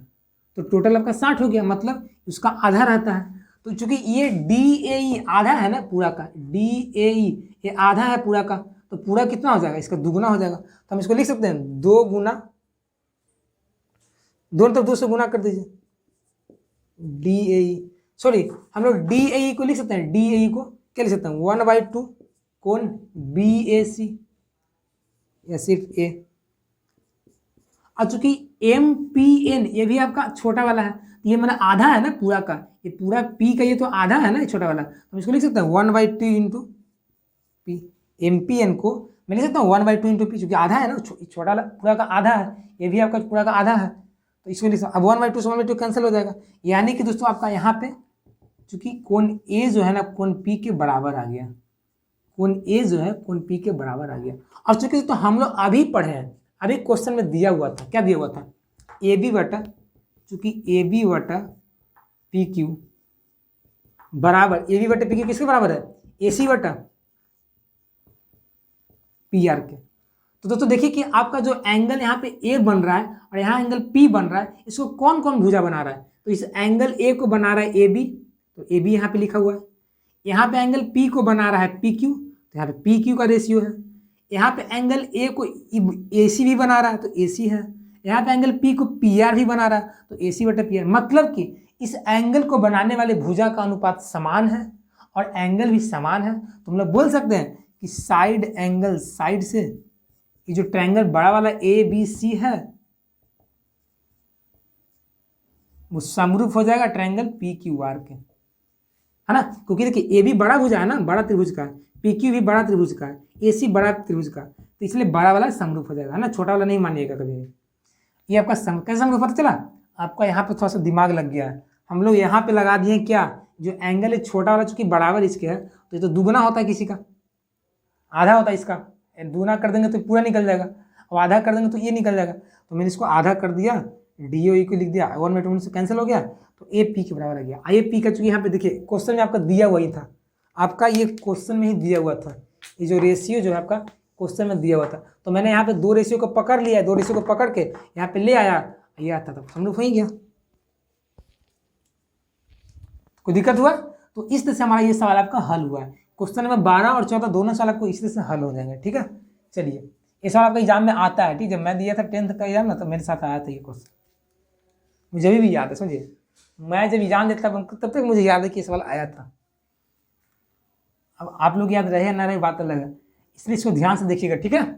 30 नंबर, एक त्रिभुज ABC की एक भुजा BC पर एक बिंदु D है, एक ट्रायंगल ABC है, उसके BC भुजा पे D बिंदु है, इस प्रकार स्थित है कि वो जो ADC है बराबर है BAC के, तो दर्शाइए कि CA² बराबर CB इंटू CD। तो पहले तो आपको ट्रायंगल पढ़ना पड़ेगा, तो एक मैं ट्रायंगल बनाता हूँ ABC, कैसा ABC,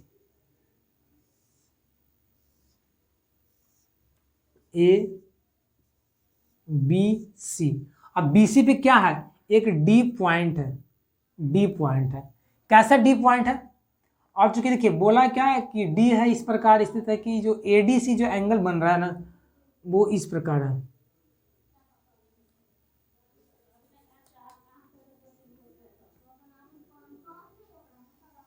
यहाँ पे है। और जो बोल रहा है कि जो ADC जो एंगल बन रहा है, ये जो एंगल है ना वो BAC के बराबर है, BAC के बराबर मतलब BAC यानी कि टोटल के बराबर आपका है, समझे बात को। पहले ABC बोला, ABC कर लिया, फिर BC पे एक बिंदु बना, तो BC पे मैं D पॉइंट बना लिया, और फिर बोला कि जो ADC ये एंगल BAC के बराबर है, BAC के बराबर है। चलिए बन जाएगा। तो इसको प्रूव करने के लिए पहले आपको पता करना पड़ेगा समरूप है या नहीं, जब तक समरूप नहीं होगा आप ये सब चीज कर नहीं सकते हैं। तो क्या करूँगा मैं, प्रूव करूँगा। पहले क्या करूँगा मैं, समरूप करने का प्रयास करूँगा। तो मैं लिखूँगा यहाँ पे क्या, त्रिभुज ABC तथा त्रिभुज ADC में, त्रिभुज ABC और ADC में। चलिए, तो चूंकि ABC और ADC इसमें C कॉमन है आपका, C यहाँ भी आ रहा है, ABC में भी आ रहा है और ADC में भी आ रहा है, तो मैं लिख सकता हूँ कौन C बराबर कौन C, क्या कॉमन है। और क्या है, चूंकि अभी हम लोग को मैंने दिया गया क्वेश्चन में कि कौन जो यहाँ पे BAC जो टोटल जो एंगल है वो इसके बराबर है, तो ये बड़ा वाला ट्रायंगल का लिख सकते हैं कौन BAC बराबर कौन ADC। अब चूंकि तो दोनों भुजाएं दोनों कोण बराबर हो गए तो दोनों ट्रायंगल समरूप हो जाएंगे, तो मैं यहाँ पे लिख सकता हूँ एंगल से ट्रायंगल ABC समरूप ट्रायंगल ADC। अब चूंकि तो समरूप जब ट्रायंगल हो जाते हैं उसके संगत भुजाएं क्या होते हैं, समानुपाती होते हैं। तो मान लीजिए क्या करिए, अब दो ट्रायंगल है ना, आपका ABC और आपका ADC के संगत भुजाओं को समानुपात कर दीजिए। कैसे होगा, देखिए आपका ABC का जो है ना, ABC का ये AC ले लीजिए, AC ले लीजिए, तो यहाँ पे मैं लिख दूंगा AC, क्योंकि AC यहाँ पे दिया भी है, AC लिख दिया। अब दोस्तों क्या करिए ना, बटन में ये तो AC ले लिए है ना, अब तो इसी ट्रायंगल का ना, अब ABC का ही क्या करिए, देखिए दोस्तों, अब ABC का ही क्या करिए ना, आप नीचे इसका आधार ले लीजिए। तो इसका आधार आपका क्या है, जो ट्रायंगल ABC जो आपका है इसका आधार BC है, तो मैं यहाँ पे क्या कर दूंगा, BC लिख दूंगा बराबर। अब चूंकि दोस्तों अब छोटा ट्रायंगल का बात आता है ADC का, तो ADC का क्या करेंगे, इसका हम लोग एक एंगल ले लेंगे, इसका एक त्रिभुज ले लेंगे, भुजा ले लेंगे AC नहीं लेंगे, इसका क्या ले, इसका भी आधार लेंगे ना, इसका चूंकि देखिए हम लोग AC क्या लिया है, इस एंगल को बनाने वाला भुजा, एक भुजा, तो उसी प्रकार से हम लोग ADC में क्या करेंगे, एक ऐसा भुजा लेंगे जो एंगल को बना रहा होगा। तो कौन बना रहा है इस एंगल को, या तो CD बना रहा है या तो AD बना रहा है। अब क्वेश्चन में CD है तो यहाँ पे आप CD लिखिए। बट्टा में क्या लेंगे हम लोग, बट्टा में हम लोग क्या लिया था, एक अलग भुजा लिया था, आधार लिया था, तो इसमें अब क्या अलग भुजा AC ही है, जो ना तो एंगल बना रहा है ना कुछ बना रहा है। अब गुना कर दीजिए, तो AC का स्क्वायर बराबर BC इंटू CD। समझे बात को, देखिए जैसा इसमें लीजिएगा वैसा, जैसा आपके दोस्त का राइट हैंड साइड ज़्यादा पावरफुल है तो आपका भी राइट हैंड साइड ज़्यादा पावरफुल है, इसको बोलेंगे संगत। तो हम लोग जो भुजा का रेशियो लेते हैं ना वो संगत ही लेते हैं। समझे बात को, ये पहला त्रिभुज का मैंने सब भुजा लिया, फिर दूसरे त्रिभुज का ऐसा ही लिया मैंने, तब ये गुना करने पड़ी, ये आया। ठीक है, AC क्या है, AC कोई अलग भुजा है एंगल बनाने वाला, BC क्या है जो एंगल नहीं बना रहा है, और CD क्या है एंगल बनाने वाला एक भुजा, और AC क्या जो एंगल बना नहीं रहा है। तो ये आपका छोटा ट्रायंगल का ये रेशियो हो गया, ये बड़ा ट्रायंगल का रेशियो हो गया, तो दोनों को गुना कर दिया तो आ गया। तो इस तरीके से मैंने हम लोग 1 से लेकर अभी तक हमने 13 तक सवालों को हल किया हूँ। 14 जो सवाल है आपका है वो 12 वाला ही है, इसलिए इसको ध्यान से रिपीट कर लीजिएगा। ठीक है, कोई अलग सवाल है नहीं, दोनों सवाल आपका एक ही है, तो इसको नोट कर लीजिए ताकि मैं 2 सवाल और बचा हुआ है 15 और 16 को सोल्व कराता हूँ। बहुत अच्छा सवाल है आपका। ठीक है, so friends, now we are going to solve the next question 15 and 16.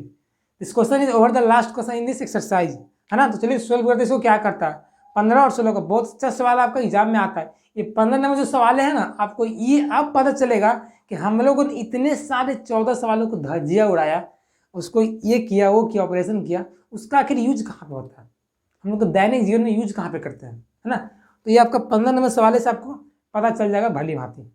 तो आइए देखते हैं, इसको सोल्व करते हैं 15 नंबर सवालों को। 15 नंबर क्या बोल रहा है सवाल, ये बोल रहा है कि लंबाई 6 मीटर वाले एक ऊर्ध्वाधर स्तंभ की भूमि पर छाया की लंबाई 4 मीटर है। मैंने एक लंबा खंभा था, उसका मैंने क्या हो 4 मीटर छाया बन गया। कैसा था, 6 मीटर लंबा था, 4 मीटर छाया बना। जबकि उसी समय एक मीनार था, मीनार की छाया की लंबाई 28 मीटर है। तो मीनार का ऊंचाई ज्ञात करो। देखिए हम लोग यहाँ पे बिना इंस्ट्रूमेंट का यूज किए हुए, बिना साइट पे जाए हुए हम लोग कैलकुलेट कर लेंगे कि कितना छाया बना। छाया से हम लोग मीनार का ऊंचाई पता कर सकते हैं, ये हम लोग पास एबिलिटी है by understanding the geometry, by understanding the rule of similarity. ठीक है, तो देखिए अब क्या करते हैं, क्वेश्चन क्या बोला कि 6 मीटर लंबा एक स्तंभ है, तो मैं यहाँ पे एक स्तंभ बना लेता हूँ 6 मीटर, मान लीजिए 6 मीटर है छोटा सा, और इसका छाया बना है 4 मीटर, मान लीजिए छोटा है ना तो 4 मीटर बनेगा, इसका 4 मीटर इसका छाया बन गया। इसका नाम मान लीजिए A है, इसका नाम B है, C है। चूंकि खंभा तो खड़ा रहता है 90 डिग्री पे, तो 90 हो गया। अब देखिए यहाँ मान लीजिए कोई एंगल बन रहा होगा अल्फा। अब दोस्तों इसी समय एक खंभा नहीं, एक मीनार है, बड़ा मीनार है, और इसी समय मतलब उसी समय का मतलब वहां भी एंगल सेम ही होगा। देखिए जब टाइम का बात कहे सेम है तो एंगल उतना ही बनेगा। मान लीजिए 2 बजे आप किसी चीज को देख रहे हैं और 2 बजे एक और चीज देगा, तो छाया बनेगा, क्योंकि 2 बजे दोनों सूर्य का पोजीशन तो एक ही होगा ना। छाया का पोजीशन कब बदलता है? जब सूर्य का पोजीशन बदलता है। तो चूंकि 2 बजे मैंने सूर्य यहाँ पे है तो 2 बजे वहाँ है, यानी कि सेम ही बनेगा, छाया और ऊंचाई के बीच जो एंगल बनेगा सेम ही बन रहा है। तो यहाँ पे अल्फा बनेगा, यहाँ भी अल्फा, और इसका नाम PQR। और यहाँ पे आपका देखिए मीनार है ना, मीनार का आपका क्या दे दिया गया, छाया दे दिया 28 मीटर। तो बोल रहा है कि मीनार की ऊंचाई कितना होगा, तो x मान लीजिए। अब दोस्तों हम लोग चलते हैं ट्रायंगल ABC तथा ट्रायंगल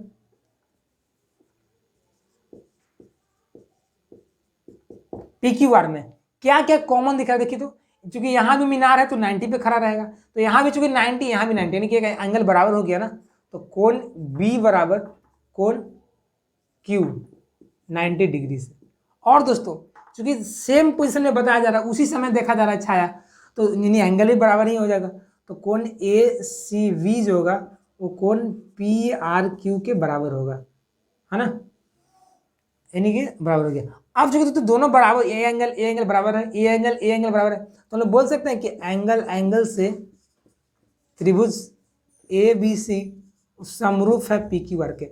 अब दोस्तों चूंकि समरूप है ट्रायंगल, तो समरूप में क्या होता है, संगत भुजाएं समानुपाती होते हैं, संगत भुजाएं समानुपाती होते हैं। तो मैं यहाँ पे लिख सकता हूँ, हमको निकालना क्या है, ये निकालना। तो इसका भुजा x, इसका भुजा 6, इसका छाया 28, इसका छाया 4। हम रेशियो कर सकते हैं ना, संगत का वही होता है। तो मान लीजिए इसका क्या करेंगे, इसका करेंगे PQ बड़ा वाला का, है ना, बड़ा वाला का PQ, इसका क्या कर देंगे, इसका AB कर देंगे। ऊपर नीचे ले सकते हैं, कोई दिक्कत नहीं, ठीक है। आप AB बटा PQ लिखिए, कोई दिक्कत नहीं है। PQR आपके लिए छोटा वाला ट्रायंगल का, इसका बड़ा का क्या छाया RQ है, इसका क्या है आपका BC है।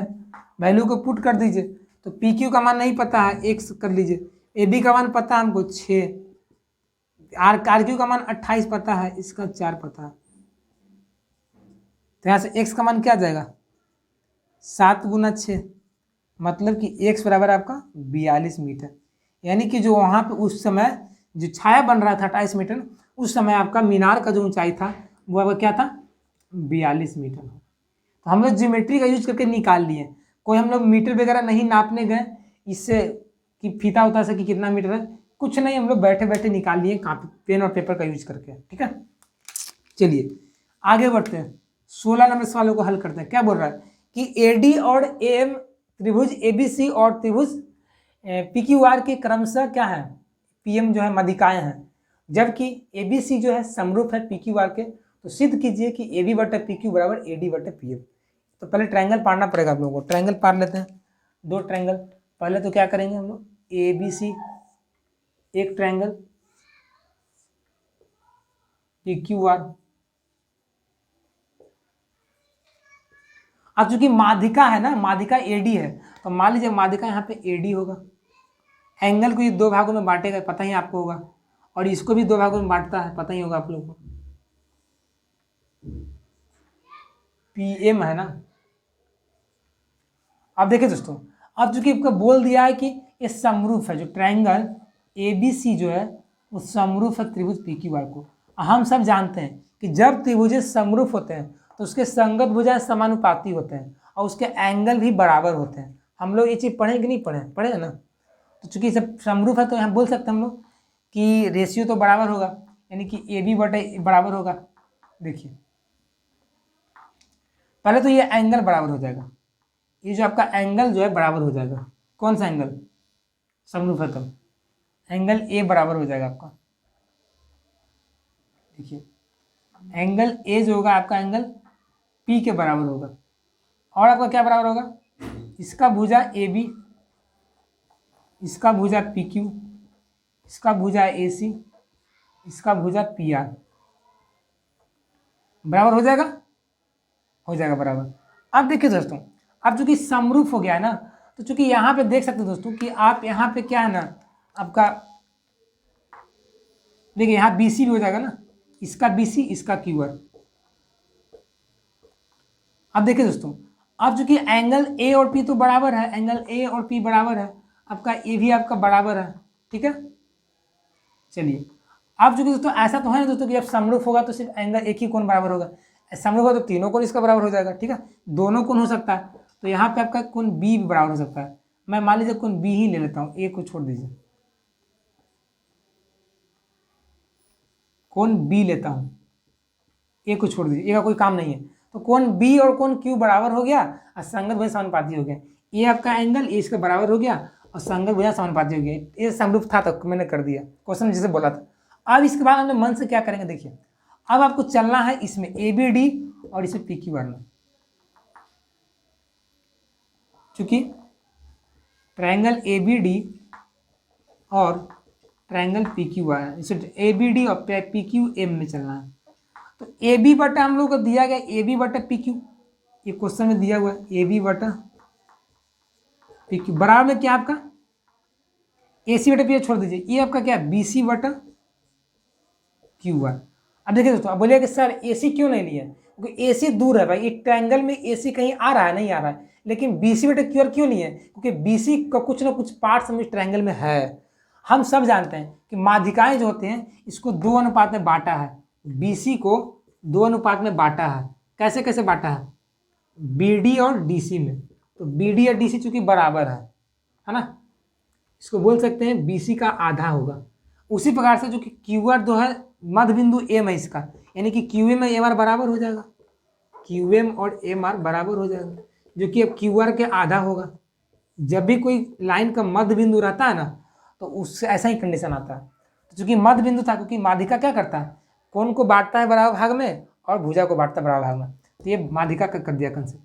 अब यहाँ से बी सी की जगह मैं लिख सकता हूँ, बी सी की जगह मैं लिख सकता हूँ 2 गुना बी डी, 2 गुना बी डी, चूंकि बटन 2 इधर आएगा तो 2 गुना बी डी हो जाएगा, तो बी सी से मैं लिख दूंगा 2 गुना बी डी। तो यहाँ से ए बी बटा पी क्यू, बी सी क्या लिखूंगा 2 गुना बी डी। अब क्यू आर को क्या लिखूंगा, क्यू आर को क्या लिखूंगा, क्यू आर को 2 गुना क्यू एम,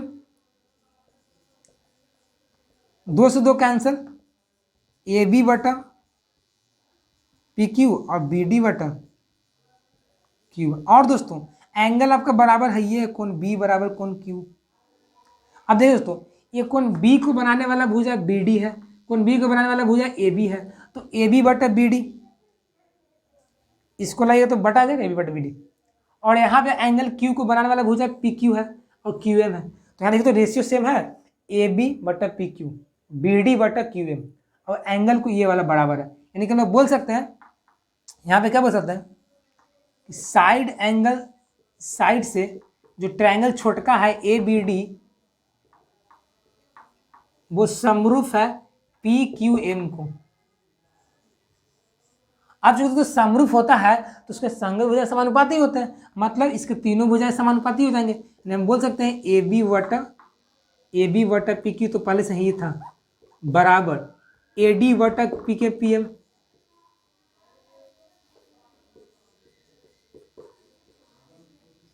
बात समझे, जब त्रिभुज समरूप होते हैं तो उसके तीनों भुजाएं संगत भुजाएं समानुपाती होते हैं। तो चूंकि A B D P Q M समरूप हो गया, तो मैंने क्या कर दिया ना, ए बी बटे पी क्यू कर दिया और ए डी बटे पी एम कर दिया, जो कि नहीं था।